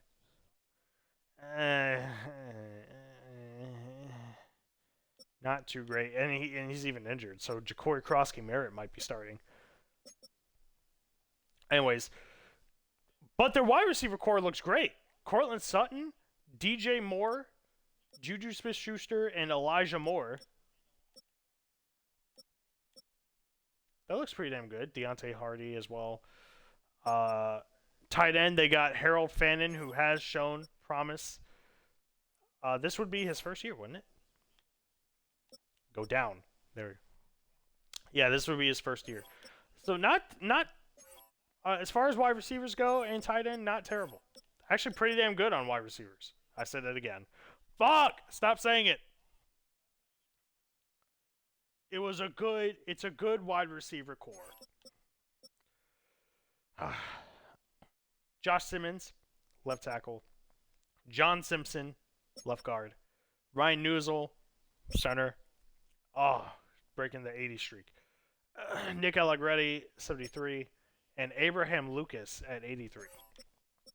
I'd say it's a good offensive line. Chase Young at edge rusher, as well as JT Tuimoloau. Lowell? I don't fucking know. I mean, Chase Young is good, but I don't know about that. Jalen Carter as your defensive tackle, though. Keanu Benton. I mean, it's good at best, but it has a low ceiling. Devin Lloyd as your linebacker, though, and Owusu Koramoah. Jesus, I hate these last names. I can't. My speech impediment makes it so much harder than it needs to be. But that's a good linebacker duo as well. Defensive backs: AJ Terrell, Cam Taylor-Britt, Emmanuel Mosley, and Jalen Jones. Those are some good defensive backs. Malachi Starks at free safety, and Andrew Mukuba at strong safety. Not the best safety room, but the cornerback room is great. Cam Little as your kicker, that's also very good. Michael Dixon as your punter, he's probably the best punter in the league, so that's really good. And then long snapper is James Winchester. So not bad. Wait, is it not bad? I mean, it's very very middle thumbs, very middle thumbs. It could be worse, but it's nothing nothing elite really. Nothing really stands out. Well, I say nothing really stands out. I mean, their best player is Jalen Carter. So I don't know. We move on to the Mounties, the Montreal Mounties, and taking uh taking a page out of the Elks book by taking their rivals QB. I mean, Montreal did it first, and they did it with Baker Mayfield, taking them from the Brooklyn Dreadnoughts. I mean, they didn't take it from them; they just drafted them. But still, very good quarterback to have. Kyron Williams, an even better running back to have on your team. Teratoa McMillan, as well as your starting wide receiver Christian Kirk, Rondell Moore. Ooh, rest in peace. And Sterling Shepard. Yeah, wide receivers look okay. Colston Loveland at tight end, that's pretty good.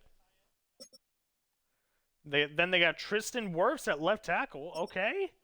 Tevin Jenkins, Ted Karras, James Daniels, Jermaine Lamar. I mean, Tristan Wirfs makes up this offensive line, because otherwise it would be a pretty mediocre offensive line that they have. George Karlaftis as an edge rusher, and Alex Highsmith. Okay, that's a good duo.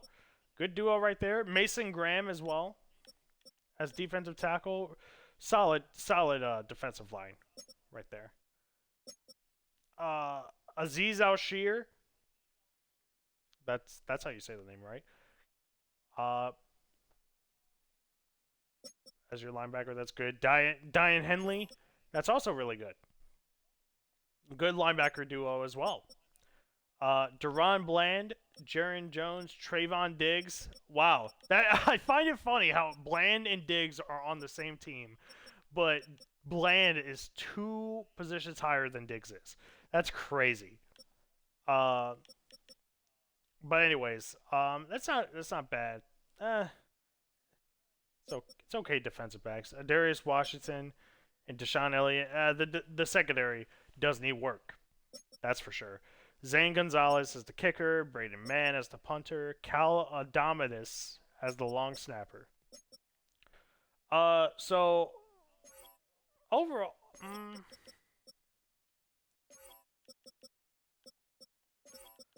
offensively looks better than not. Defensively,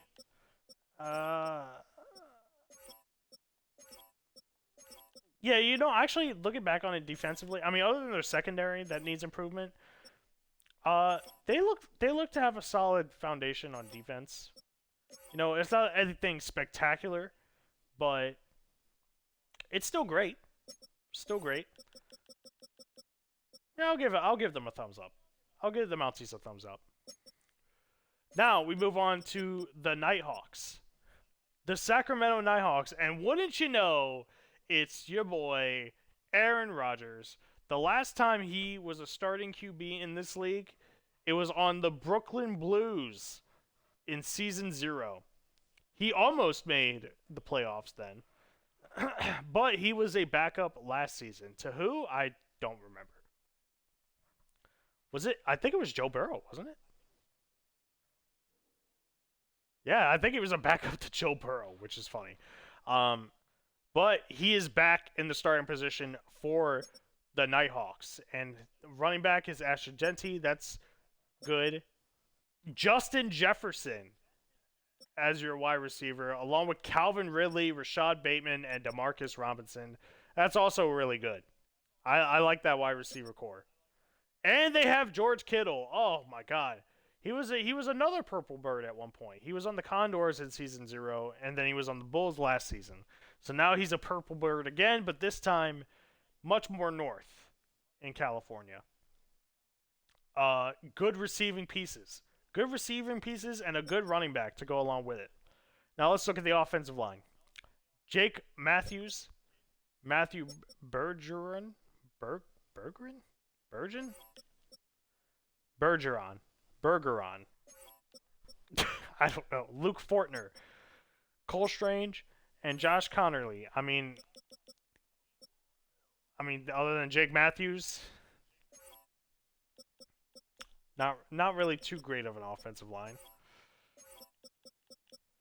Left edge rushers Josiah Stewart and Carl Grandison, not great edge rushers, but they do have Dexter Lawrence and Daquan Jones. Funny enough, Dexter Lawrence was also on the Brooklyn Blues on the same team as Aaron Rodgers, so they're back at it again.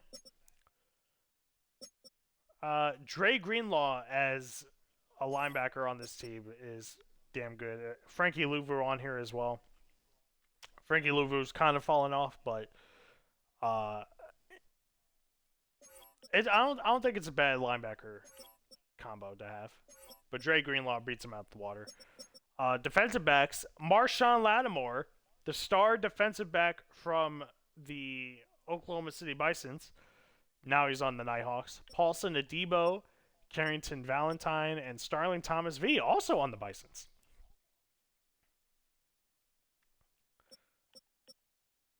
Not terrible defense backs. Cameron Kitchens at your free safety, and Brian Branch at strong safety. So the secondary looks damn good. Cairo Santos as kicker, Austin McNamara as the punter, and Blake Ferguson. Not to be confused with Jake Ferguson. Blake Ferguson as your long snapper. The weapons that Aaron Rodgers has is elite, and he's not. The only issue he might have is with his offensive line. Defense has their players. I think the secondary is probably one of the best in the league right now. But yeah, that.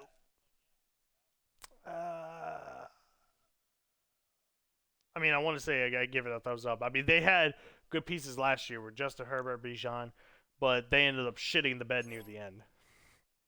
So it's hard to tell. But for now, I'll give it a cautious thumbs up. Now we have the Houston Oilers, who overall have been kind of a disappointment in Relocated. But they've gone with Drake May at their QB.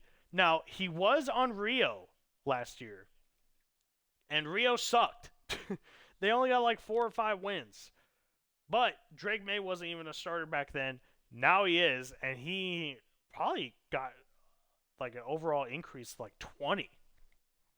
So he will definitely be a star quarterback for this team. James Cook also at running back. Elite running back. Then they also have Garrett Wilson, Alec Pierce, Jalen Naylor, and Jalen McMillan. Now that is a good wide receiver core right there, as well as TJ Hawkinson. Yeah, no, that offense probably looks like one of the best offenses in the league, if we're being completely honest. Let's look at the left tackle, or let's look at the offensive line, though. Patrick Paul, Peter Skoronsky, Luke Wattenberg, Cesar Ruiz, and Terrence Steele. A decent offensive line. Kayvon Thibodeau at edge rusher, along with Khalil Mack. Okay, so that's good. And then Madubuike and Sheldon Rankins. Wow, these two were on defensive tackles for both their championship teams, for both Rio and Bisons. So now they're together for the Oilers. That's great. And so is Derek Nottie. Derek Nottie was also on the Bisons, I believe. Or he might have been on the... I don't know what team he was on, I'll be honest. Good defensive line. Patrick Queen. Oh, who's the Sam? Leo Chenal. Oh, he's probably the best Sam linebacker in the league right now. I could tell because he's the captain.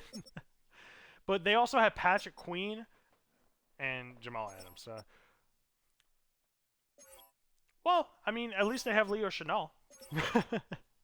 Patrick Queen also, I mean, he's an 80. I mean, he's kind of fallen off, but I think he's still pretty good.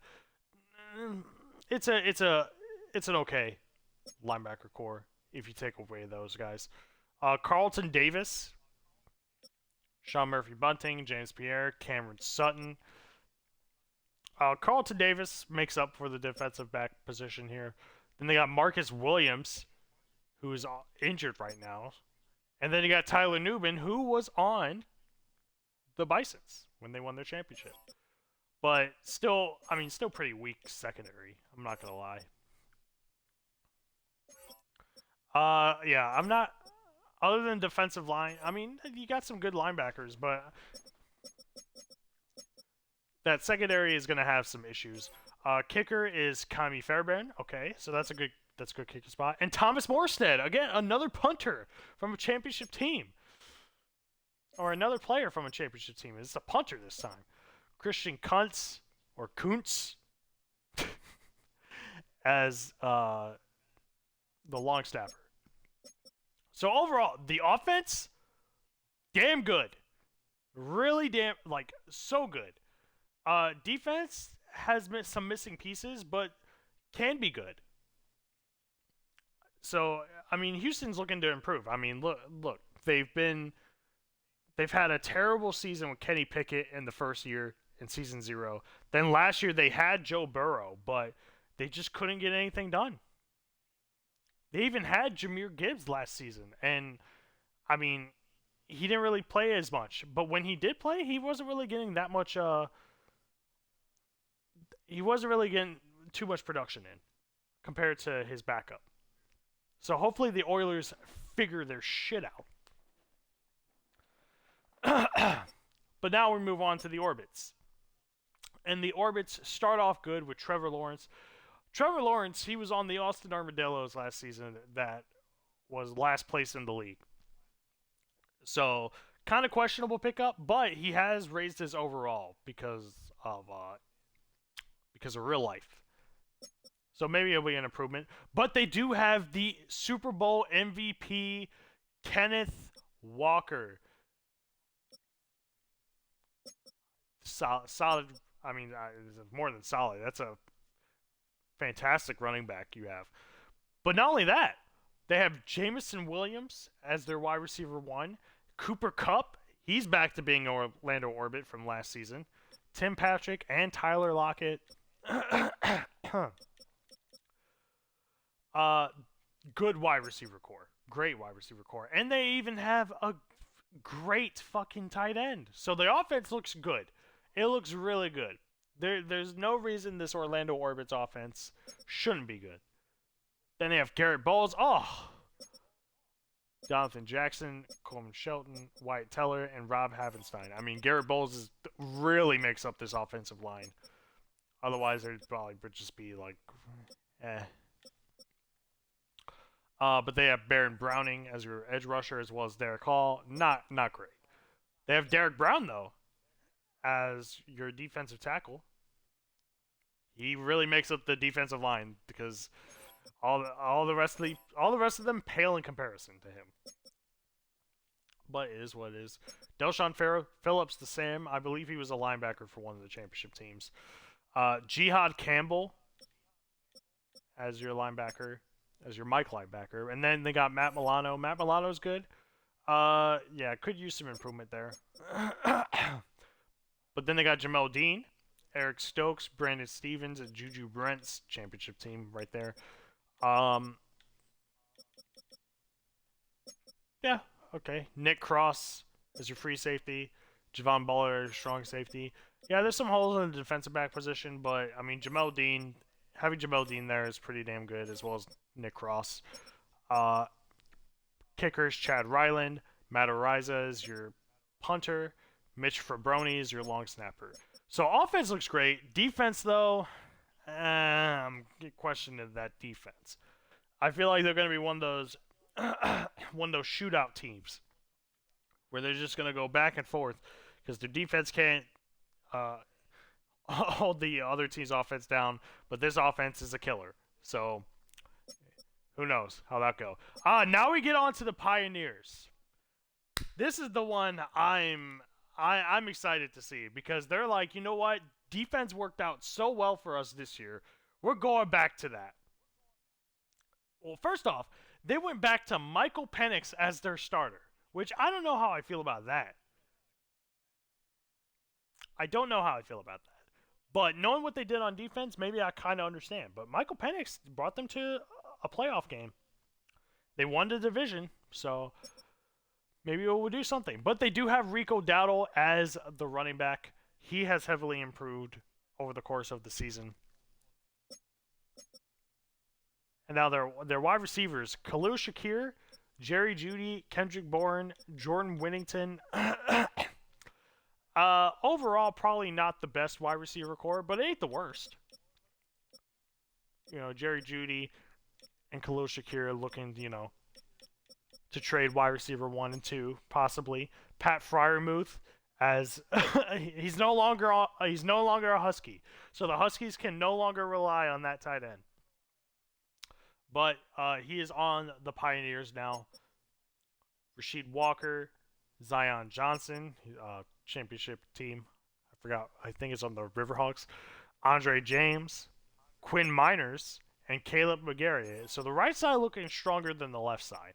That's for sure. Center could use some work though. But then here's where it gets fucking great. So they got TJ Watt as the left edge rusher, and they got Myles Garrett as the right edge rusher. What? Like, that is insane. How do you allow this team to get 2 elite edge rushers? Whoever's on offense going against this defense is going to be in hell. Then they got the rest of their defensive line, Odigizua, Javon Dexter, but like, who cares? Like, you got these guys coming after you.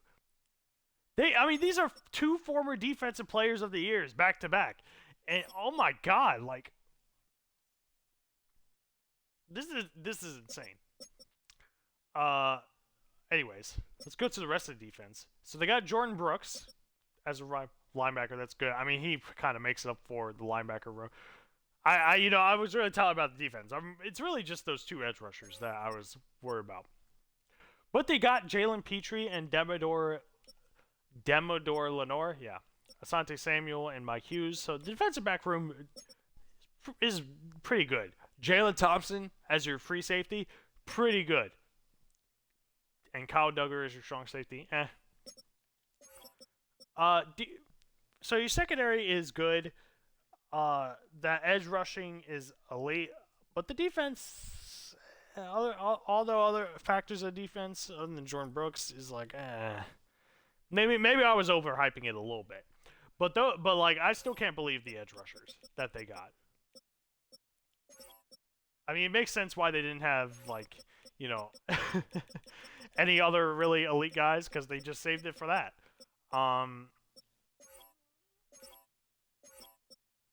Yeah, they don't really have, like, too many, like, good players, but it's gonna be tough to fill the shoes of Aiden Hutchinson. But who cares? They're gonna split the sacks between the 2. They might both break it. They might both break the sack record. Which, by the way, I guess in the game, the sack record is gonna be reset, because that's just how it is. We start over from scratch. To the very beginning. Eddie Pinheiro as your kicker, Mitch Wishnowsky as your punter, and Reed Ferguson as your long snapper. So, just that defense alone looks pretty damn good. Well, the edge rushers look good as well. Some of the secondary looks good, as well as Jordan Brooks in the linebacker position. But other than that, take away those, it's kind of meh defense, I'll be honest. They do got some pieces on offense. Yeah, I was kind of overhyping it, I'll be honest. I thought it'd be a little bit better, but whatever. So now we move on to the Oakland Redwoods, and Tua Tagovailoa is back starting as a QB. Last season, I mean, he had a tremendous fall off last season, not going to lie. Because in season 0, he was on the Paris Steamers team that was considered one of the best until the Sentinels went on that huge win streak. Then he went on the Vancouver Lumberjacks last season and shit the fucking bed. Like, he did not. He had his moments, but he did not look good for most of that season. And it's one of the key factors of why Vancouver is one of the worst franchises in relocated history. So, Redwoods bringing him on, I mean, I don't know what they're thinking. They had Patrick Mahomes in the first season, then Justin Fields, and now they go to Tua.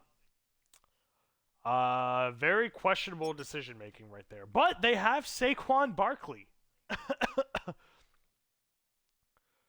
So maybe Saquon will redeem himself from last year, as he was a Husky that really didn't have any production whatsoever. It was hard to tell if he actually did anything. But they also have Puka Nacua, Christian Watson, Romeo Doubs, and Malik Washington. I mean, Puka makes up this wide receiver core, but it's not a terrible wide receiver core either. They have Dalton Schultz, very good tight end. They got Will Campbell at left tackle, John Runyon, Jake Brendel, Dominic Pooney, and Luke Godke. Good offensive line, not the best. Trayvon Walker at edge rusher, Dallas Turner as well. But they got Cameron Hayward as a defensive tackle. They also got Sebastian Joseph Day, Jalen Redmond. Defensive line. Yeah, Cameron Hayward kind of just makes up for all of that. Zaire Franklin, he was on the Bisons. That one. And Divine Debo. Linebacker room needs some work. But they got J.C. Horn and Zion McCollum. Tre'Davious White, Billy Bowman. That defensive back core looks good.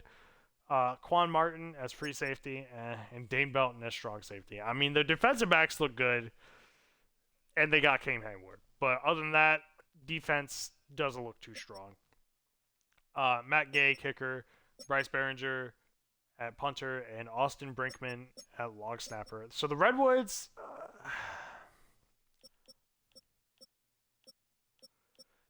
They have their great pieces offensively and defensively, but I don't know. It's gonna be hard facing off against the Condors team that they have. But now we move on to the River Hogs, the season 0 champions, and they were the second overall pick in the draft, and they went with Josh Allen. I really thought the Austin Armadillos were gonna go with Josh Allen, but they didn't. They went with Joe Burrow. So, yeah, I have no idea. But they went with Josh Allen. Oh, that's funny. So Rachaad White, I mean, not a great running back to have as a starter, but Rachaad White was the running back on the championship team. So he's back to them. But they also have Malik Neighbors. And Josh Downs is also back as a wide receiver on this team, along with Jalen Lane making his debut on this team, and Xavier Hutchinson. And then Brock Bowers, one of the best tight ends in the league. Oh, my God. Yeah, the first 3 rounds was Josh Allen, Malik Neighbors, and Brock Bowers, and I was like, this is a bait. They could be a very good offensive team, but they could also shit the bed. But they also have Christian Darrisaw, Kingsley Swamadia, Elgin Jenkins, Cody Mock, and Mike McGlinchey. Offensive line looks great. It has some holes, but overall, like, it looks pretty damn good. I said it again. God damn it. But they also have DeMarcus Lawrence as an edge rusher. Kwity Paye also as an edge rusher. And then Deron Payne, who, look at that, former Bison that won a championship. Oh, and also Ignabare was on the team that won the championship. Devondre Campbell, T.J. Edwards, another guy. They've really just picked apart the Bisons, didn't they? T.J. Edwards as their Mike. Dorian Williams. I mean, other than T.J. Edwards, this linebacker room's... Oh, Devondre Campbell is a good Sam. But they also have Nick Wiggins, Akello Witherspoon, Terrion Arnold, another Bison. They really, they were like, you know what, we're taking like half these fucking pieces from OKC. There's no way we're not going to fucking not take them.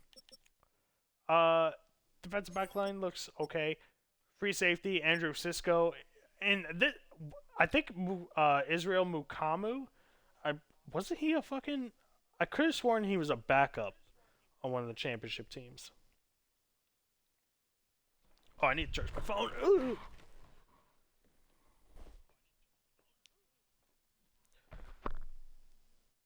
Yeah, he was a backup free safety for the Bisons. Huh. Anyways, they make up that free safety position with the strong safety, Hufanga. But guess what? They have Jeremy Reeves, the backup strong safety for the Bisons. So wait, hold on. We're gonna look through the whole team, but overall, so let me look real quick. Secondary looks okay to good. Linebacker looks okay to good. Defensive tackle. Yeah, they have a couple good positions for each part of the defense. Looks okay, like an okay defense. The offensive line looks good. The offense in general looks good, other than the running back. Who's their kicker? Nick Folk. Oh, one of the best kickers in the league. Ethan, which is weird. I honestly, out of all the kickers, I never would have thought Nick Folk would be one of the highest overall kickers. I think he's the highest overall kicker, if I'm not mistaken, which is wild. 17 years old. That's wild. Good for him. Ethan Evans at punter, and Chris Stoll as your long snapper. Let me look at how many players they took from the Bisons. Are you ready for this? So they took 1, 2. Oh, that's actually for the... No. They're not from the Bisons. Well, okay. Let's see how many players they take for championship teams. Okay? 1. Turn this down. I don't want to hear my voice. So Rashad White's 1. Josh Downs 2.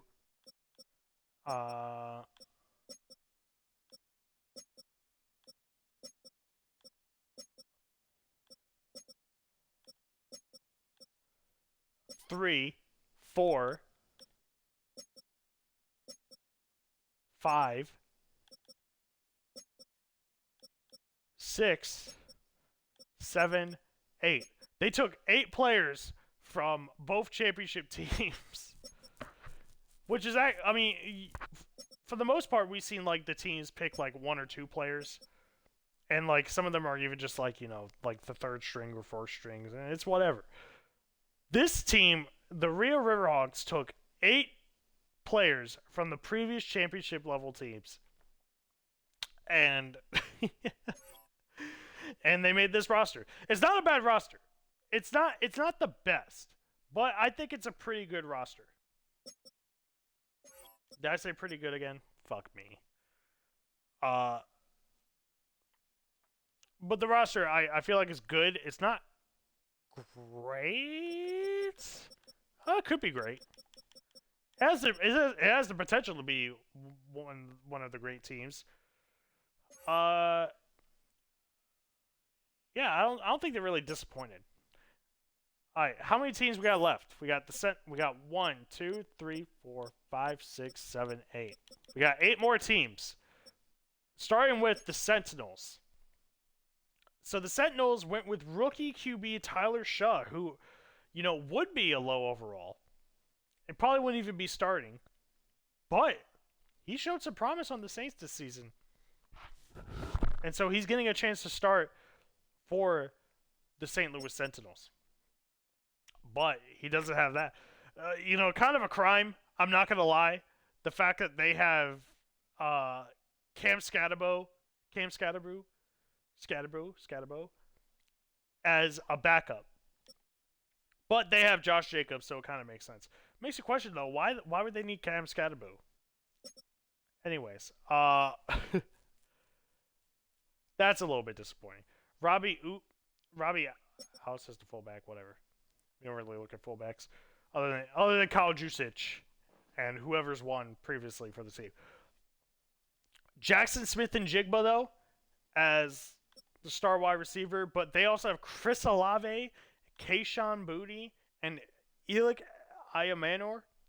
Ayomanor? I don't fucking know.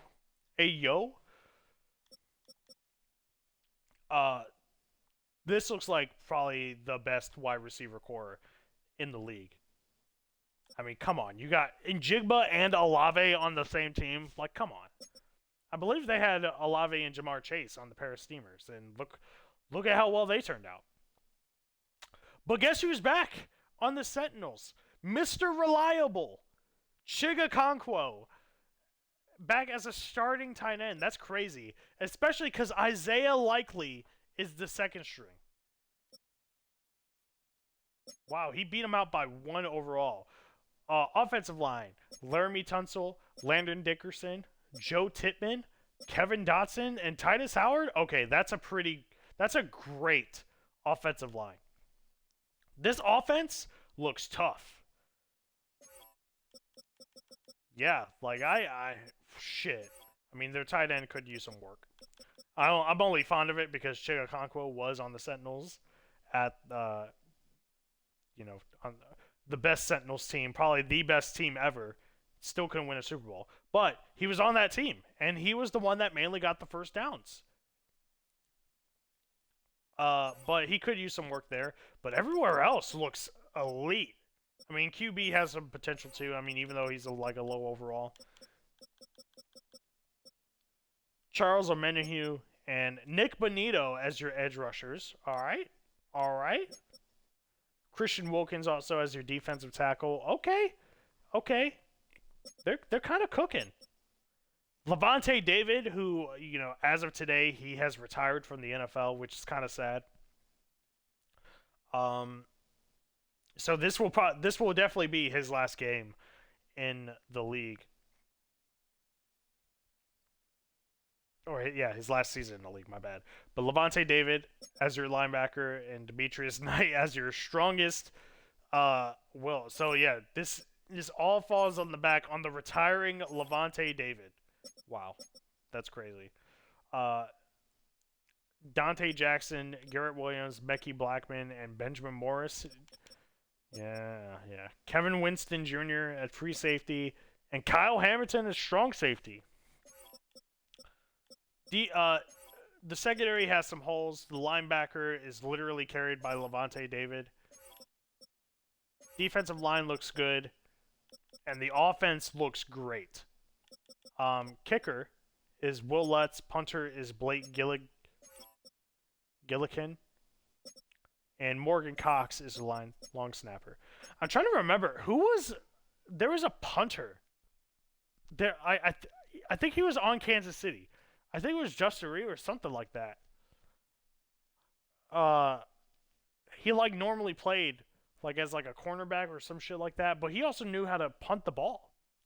I'm trying to remember who that was. Justin Reed? It might be. I don't know. I don't know why that thought came to my mind, but overall, offense looks good. Defense looks okay. But the offense looks great. I mean, there's no good about it. It's great.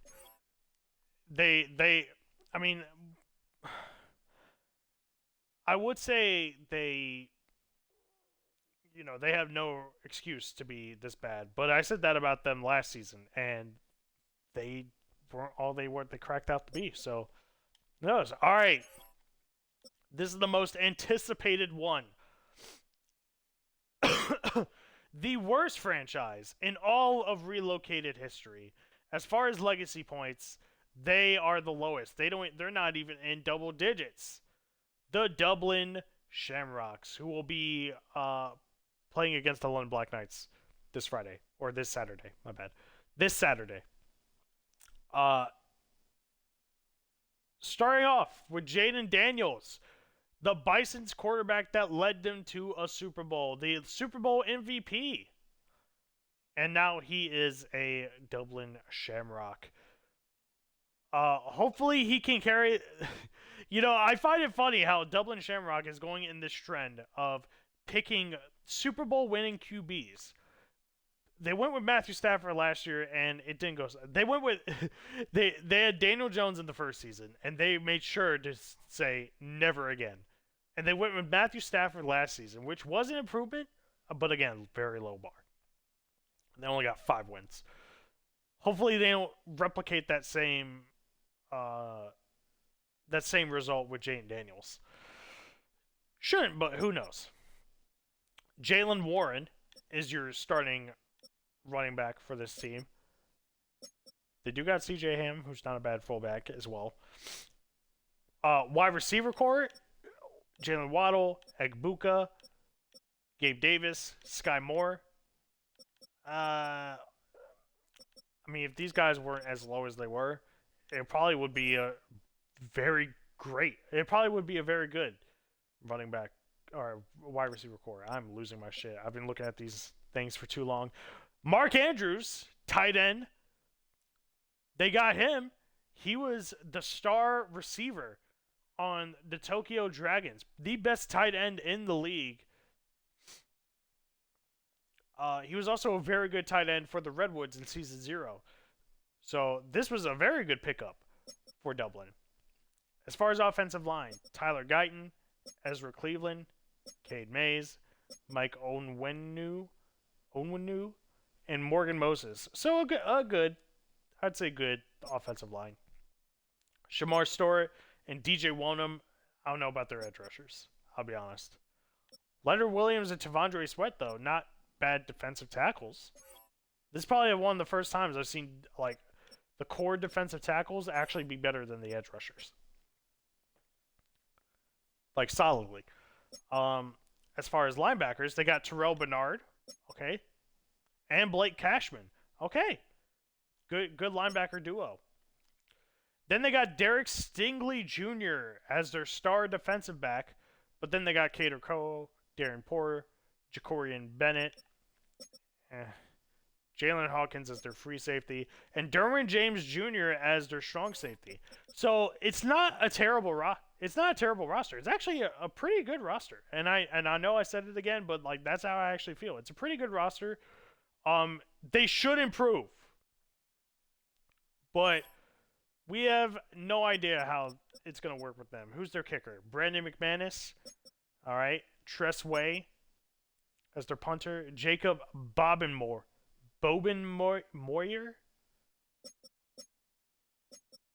Yeah, that name. As their long snapper. Derwin James being their highest overall is kind of funny. So they got high overall defensive guys. And they got high overall offensive guys. This team shouldn't be bad. Don't be bad, Shamrocks. On to the Snowhawks. Okay, well, they have Justin Fields as their starting QB. I don't know how I feel about this. Justin Fields clearly has not improved, really, since, he's probably deproved since Relocated last season. But he did bring both of the teams he was quarterback on to the divisional round of playoffs. He did so with the London Black Knights in the Season 0, and he did so last season with the Oakland Redwoods. But he also got shut out last season. So maybe that's Toronto's line of thinking. Maybe they got extra value out of Justin Fields. But Toronto overall has been pretty disappointing. They missed playoffs both years. They barely missed it last year. All they needed was to win their game against the Canton Tigers, and they tied. Didn't realize the importance of that game until it was already too late. But anyways, that's just. And look, Anthony Richardson, that's their second string QB, so he's not going to be starting QB for any team this season. Travis Etienne, though, or HN as he puts it. Yeah, Travis Etienne as your running back. Marvin Harrison, Darnell Mooney, Dontavian Wicks, and Josh Reynolds. Kind of a weak wide receiver core right here. And then they got Jawan Johnson. He's okay. Okay to good. Okay to good. Yeah, not the best weapons. I'm not convinced by this offense so far. Who was their running back again? ETN. Like he's probably the bright spot of this offense. But they got Rashawn Slater, Christian Mahogany, Jake Andrews, Chris Lindstrom, and Anton Harrison. So they got some elite linemen, but then some that are kind of disappointing. But they got Aiden Hutchinson, the Defensive Player of the Year in Relocated, the same guy who broke the sack record in game, which is more impressive because it's 6-minute quarters, and he broke the sack record. Impressive by him. Starting left edge rusher. They also got Jalen Phillips, which is also not bad. And they got Zach Sealer and Javon Hargrave. I'd say one of the best defensive lines in the game. Henry To'oto'a, one of the best Sams. Edgerrin Cooper as your linebacker, as your Mike, and Drake Thomas. Linebacker is meh. Jalen Johnson, though, and Tariq Woolen, Martin Emerson, Narshawn Wright. So good defensive backs. Harrison Smith at free safety, and Grant Delpit at strong safety. So their secondary is great. I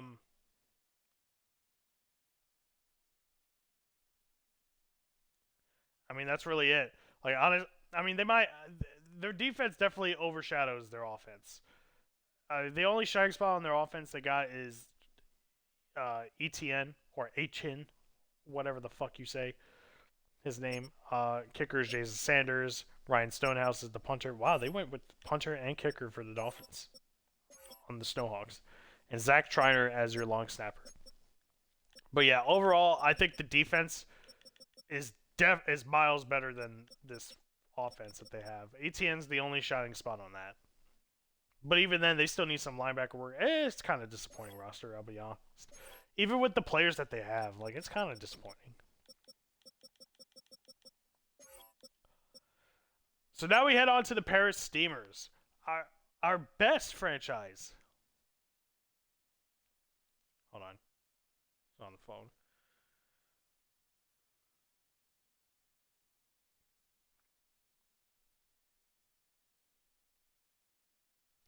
The Paris Steamers, our best franchise in Relocated so far. Caleb Williams, he was on the Melbourne Monarchs last season, and they were picking it up, I would say, partial way through, but it wasn't too much, and it wasn't really of any note. It was kind of a forgettable team, I'm not going to lie. But Caleb Williams is the starter for this team. Alvin Kamara, back at it again. I believe. What was he? Has he been a running back for Steamers for the past 3 years?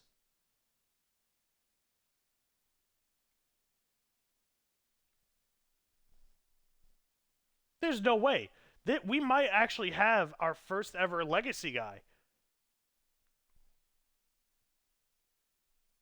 Alvin Kamara on the Steamers. Well, he's I could have sworn he was there last season with them.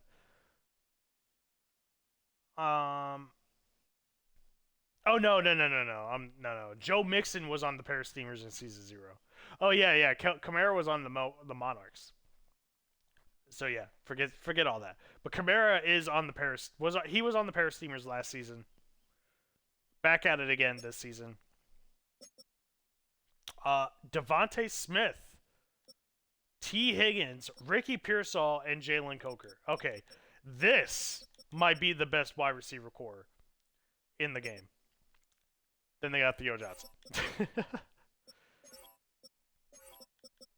Those are good wide receivers for Caleb Williams to have, though. Andrew Thomas, okay. Isaac Samalo, former Bison.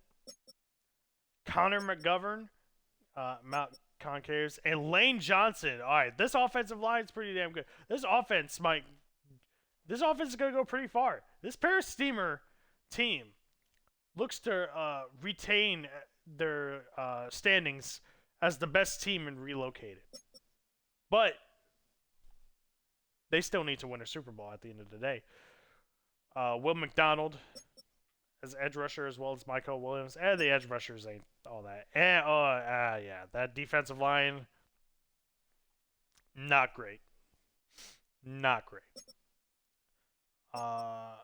They got Nate Landman though as linebacker. But that's all they really have. I mean, they got Mac Wilson, but that's about it. Nate Landman as the best linebacker on your team. Yeah, I mean, I don't know. Kyler Gordon, Trey Amos, Alante Taylor, Joshua Williams. I mean, it's okay. Defensive backs. Kalen Bullock. Okay, that's a good free safety. Kind of good strong safety with Tyke Smith. Okay. The offense is elite. The defense, not great. I would say probably one of the worst defenses I've seen. From the eye test, one of the worst defenses. But again, this could all mean nothing, because at the end of the day, the AI react differently, the game plan is different. When it comes to the actual games, we may never know.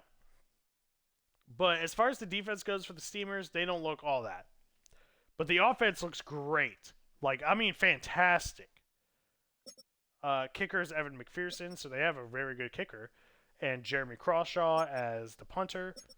J.J. Jensen as the long snapper. Yeah, so offensively, even including offensive line, this offense looks great. But I don't know how I feel about the defense.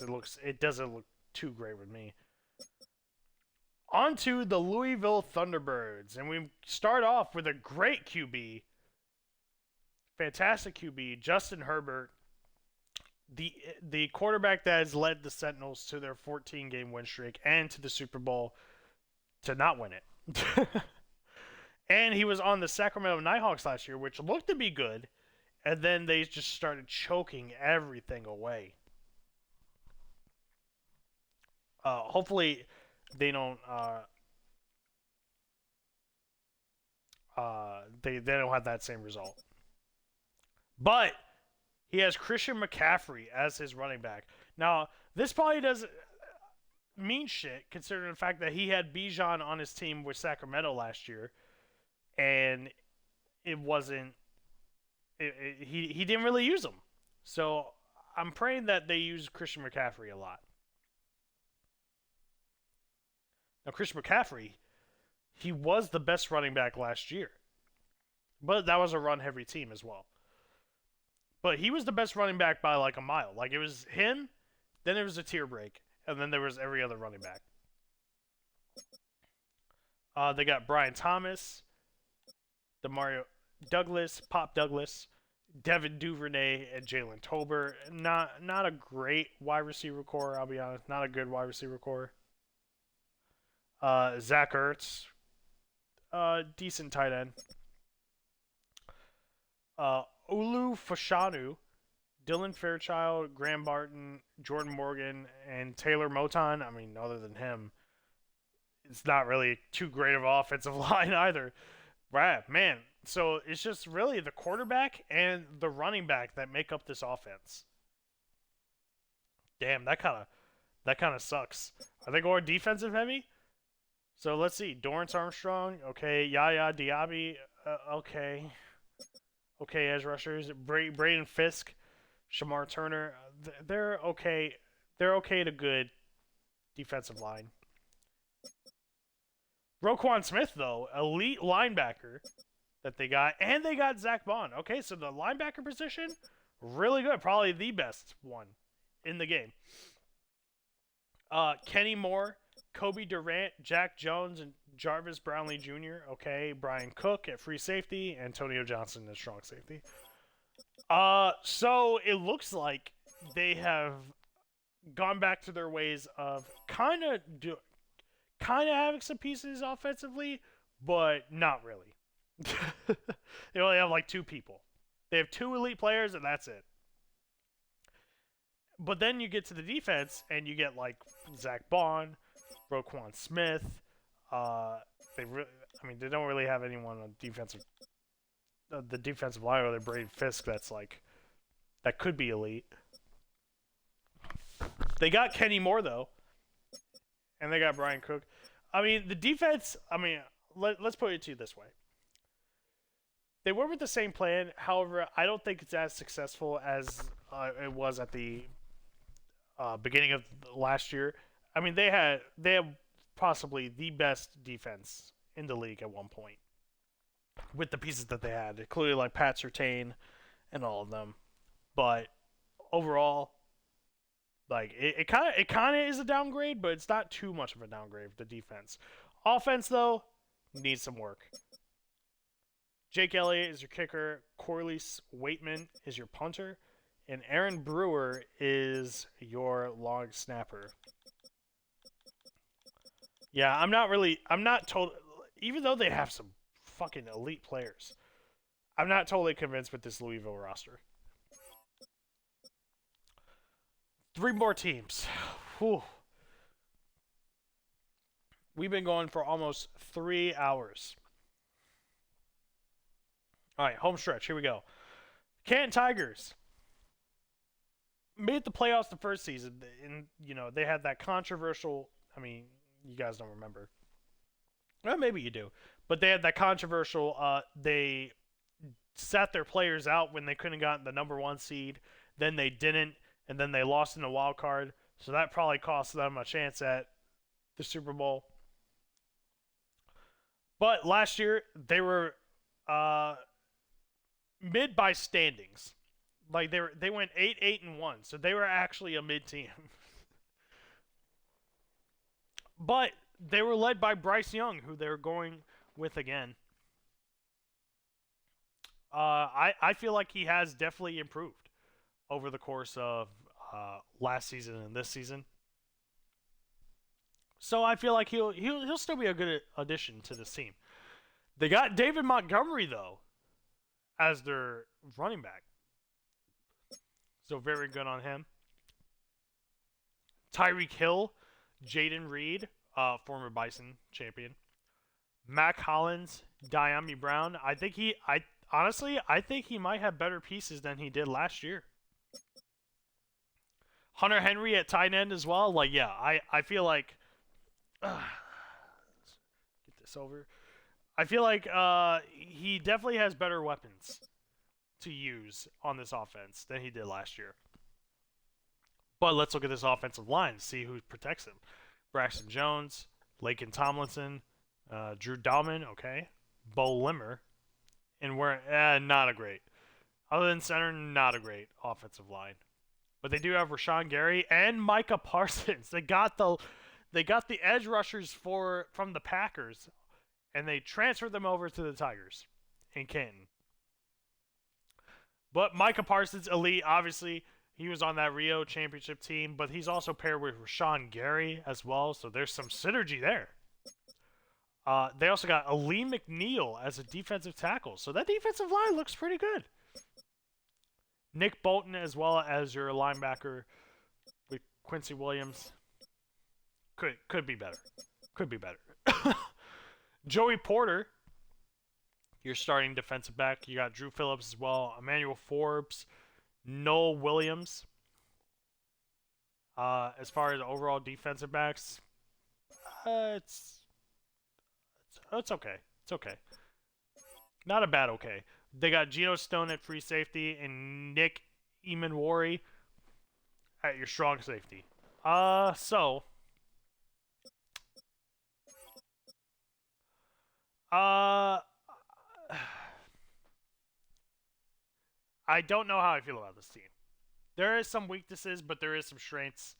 I do think the offense could be better, but the offense, I mean, I don't know. That offense in the last season looked pretty good up until a certain point. But who knows? It's how they handle how Bryce Young plays and shit like that. But now we move on to my team. Oh, we forgot the punter. Whoops. Andy Borregales as your kicker, Jake Bailey's your punter, and Ross Matisic as your long snapper. Okay, now we move on to my team, the Virginia Beach Voyagers. Woo! And here's our quarterback, Jackson Dart. I don't hate it. I really don't hate it. I don't necessarily like it either. But Jackson Dart has promise like he does in real life. So we just have to hope and pray that he does do good. We got Jimmy G as a backup. That's nice. Tony Pollard, though, as a running back. Tony Pollard's history, he was on the St. Louis Sentinels. He was the best running back in the league at that time. And then he was injured for a partial of the Portland Antlers time last season. But he still had those glimpses of that great running back we once knew. But he has a chance to do it here for Virginia Beach. But now we look at the wide receiver core. Jamar Chase, the best running back in the league. Or not running back. The best wide receiver in the league on this team. Lovely. Parker Washington. Lovely. Isaac Tesla, Luke McCaffrey.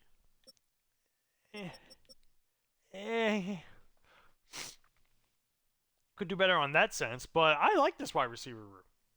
I'm positive about it. I'm also positive about Sam Laporta being the starting tight end for this team. Who was he a tight end for beforehand? I believe he was on London last year. I can't remember where it was the year before that. Oh, I think he was on Anchorage. No, that was Pat Frymouth.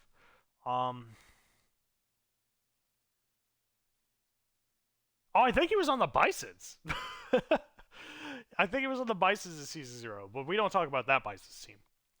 But the weapons look good. Let's look at the offensive line. Jedrick Wills Jr., Dylan Roduns, Zach Frazier, okay. Tyler Steen, J.C. Latham. I mean, the center makes up this offensive line, but other than that, it's not really too great. Let's look at the edge rushers. AJ Epinesa, Mike Dana, not a great edge rushing combo. But they got Quinn Williams and David Onyemata, but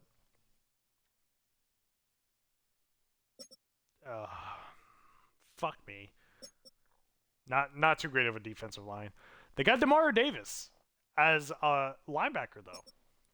So I like that. But then the next highest one is Peyton Wilson. God damn it. Oh. Devin Witherspoon as your your big defensive back. Then you got Roger McCreary, Michael Carter, and Kytrell Clark. I mean, free safety. Kirby Joseph. Okay. I like that. And Jordan Battle as your strong safety. Okay. Let's look at the kicker real quick. Tyler Loop. Okay, I don't hate that. Jordan Stout as the punter. They went with a full Ravens kicker-punter combo for the Voyagers. And then Patrick Scales as the long snapper. How do I feel about this? I mean, they got good. They don't have a lot of good players, don't they? They really don't. That's what I feared. I mean, they do have quite a bit of 90 overalls, but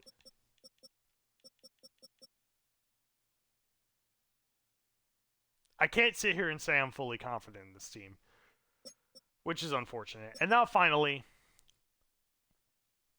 we moved on to the San Juan Wizards, the final team.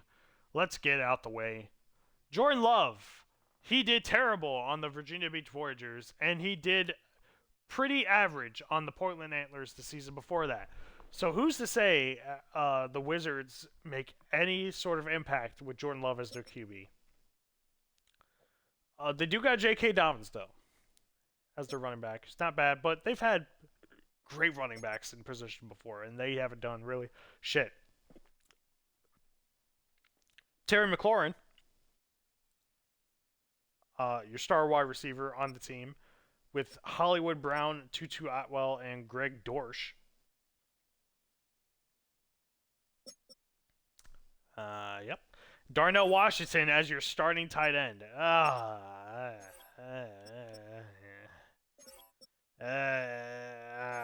Terry McLaurin makes up this team. I'll be honest. Let's look at their offensive line. Paris Johnson, okay. Greg Zabel, okay. Tyler Lindenbaum, okay. Osiris Torrance, and Talise Fuaga. Their left side looked great. Right side needs some work. Latu as your edge rusher. Not bad. Brian Burns as your other one. Okay, not bad. Ed Oliver as a linebacker. Wait, no, he's a defensive tackle, idiot. Okay. I don't hate this defensive line. Dennis Gardeck as a Sam, not very good Sam linebacker. But then that's all they got. Oh man, that is not great. I mean, Ivan Pace Jr. and Jamie Sherwood as your best linebackers, not great. They got Cooper DeJean though, and Tyson Campbell with Kayshawn Nixon, Charles Smith Way. Not bad defensive backs. Justin Reed as your free safety, and Quentin Lake as your strong safety. Okay, so the secondary ain't bad. The linebacker room is probably the weakest part of this team. Kicker is Tyler Bass. Wasn't he on last season? I think he was on the Wizards last season. Well, anyways, Brian Anger as a punter. Hogan Hatton as your long snapper. So overall, as far as this team goes, they do have a great offensive line, aside from the right guard and right tackle. And they got some great defensive players as well. Their only true good offensive player, though, is Terry McLaurin. I guess Jordan Love's up there as well. I mean, say what I want about how he's performed and Relocated, but he is a good quarterback when he decides to show up. But it's hard to stay confident in that. And yeah, that's all I really got to say. That's all the team's pickups. That's everyone drafted. To every team in Relocated. So now all we gotta do is watch them play. Who do I think are the winners and losers? I think the Huskies are a loser. That's for sure. As far as a winner, Austin. Honestly, I keep thinking of Austin. The Austin Armadillos. Overall, they have great players all around. So that could be a case of keeping an eye out for them. That's all I really wanted to cover, right? I think that's it. Yeah. So that's all the players on all the teams. But now let's go back to the schedule. So this Saturday, we will be doing 3 preseason games, but they're only going to be 3-minute quarters. All right. So the first week, we will be doing the Anchorage Huskies versus the Austin Armadillos. I think this is going to be a new rule. Every week, unless there's like a special occasion where we can't do it, but every preseason game is either going to be well, this is okay. This is my formula. I'm gonna do a game from the first overall pick, which is the Austin Armadillos. Then another game where it's the Super Bowl champion, and then another game where it's the Super Bowl runner-up. I feel like I'm going to try that. I'm going to at least try to do that every single year. I'm going to try to make it to where they are the home team. But with that being said, preseason schedule for this upcoming Saturday, Anchorage Huskies taking on the Austin Armadillos. I believe it's down here. The Mexico City Golden Eagles will take on the Oklahoma City Bisons. And for the final game, we will have the Dublin Shamrocks taking on the Brooklyn Dreadnoughts. And that will be our preseason games going into Season 2. We finally get to play the games. Thank God. It's about time. And after that, a week after the preseason, will be the official opening kickoff of Season 2 Relocated, as the London Black Knights, spearheaded by Lamar Jackson, take on the Dublin Shamrocks, spearheaded by Jaden Daniels, who was your Super Bowl MVP. Will Dublin disappoint like always? Or will they finally get an upper hand against their rivals? But not only that, we have a special game taking place in Sao Paulo, Brazil, where we have an AFC West showdown between the Salt Lake City Elks and the San Diego Condors. Two heated rivalries on Saturday, and then the rest of the schedule is as follows. We got Caps versus Tigers, Dragons versus Steamers, Blues versus Dreadnoughts, Redwoods versus Voyagers, Orbits versus Armadillos, Wizards versus Riverhogs, Oilers versus Golden Eagles, Desperados versus Bisons, Aviators versus Lumberjacks, Monarchs versus Antlers, Pioneers versus Nighthawks, and Huskies versus Thunderbirds. On Sunday night, we will see a Battle of Canada between Toronto Snowhawks and the Montreal Mounties. And on Monday night, we will see the Omaha Bulls take on the St. Louis Sentinels in an NFC North showdown.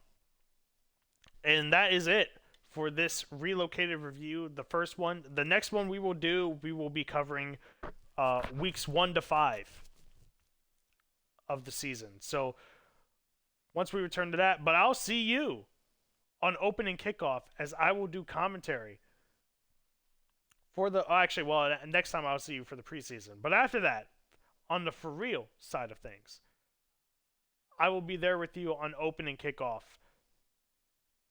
for the London Black Knights, Dublin Shamrocks, Salt Lake City Elks, San Diego Condors. I will be commentating that. Then it's the game commentary after all that. So I'll be there for preseason. I'll be there for opening kickoff. And that's all I have to say. So thank you for joining me. If you stayed throughout this entire thing, I will commend you, because I don't even like hearing myself for this whole time.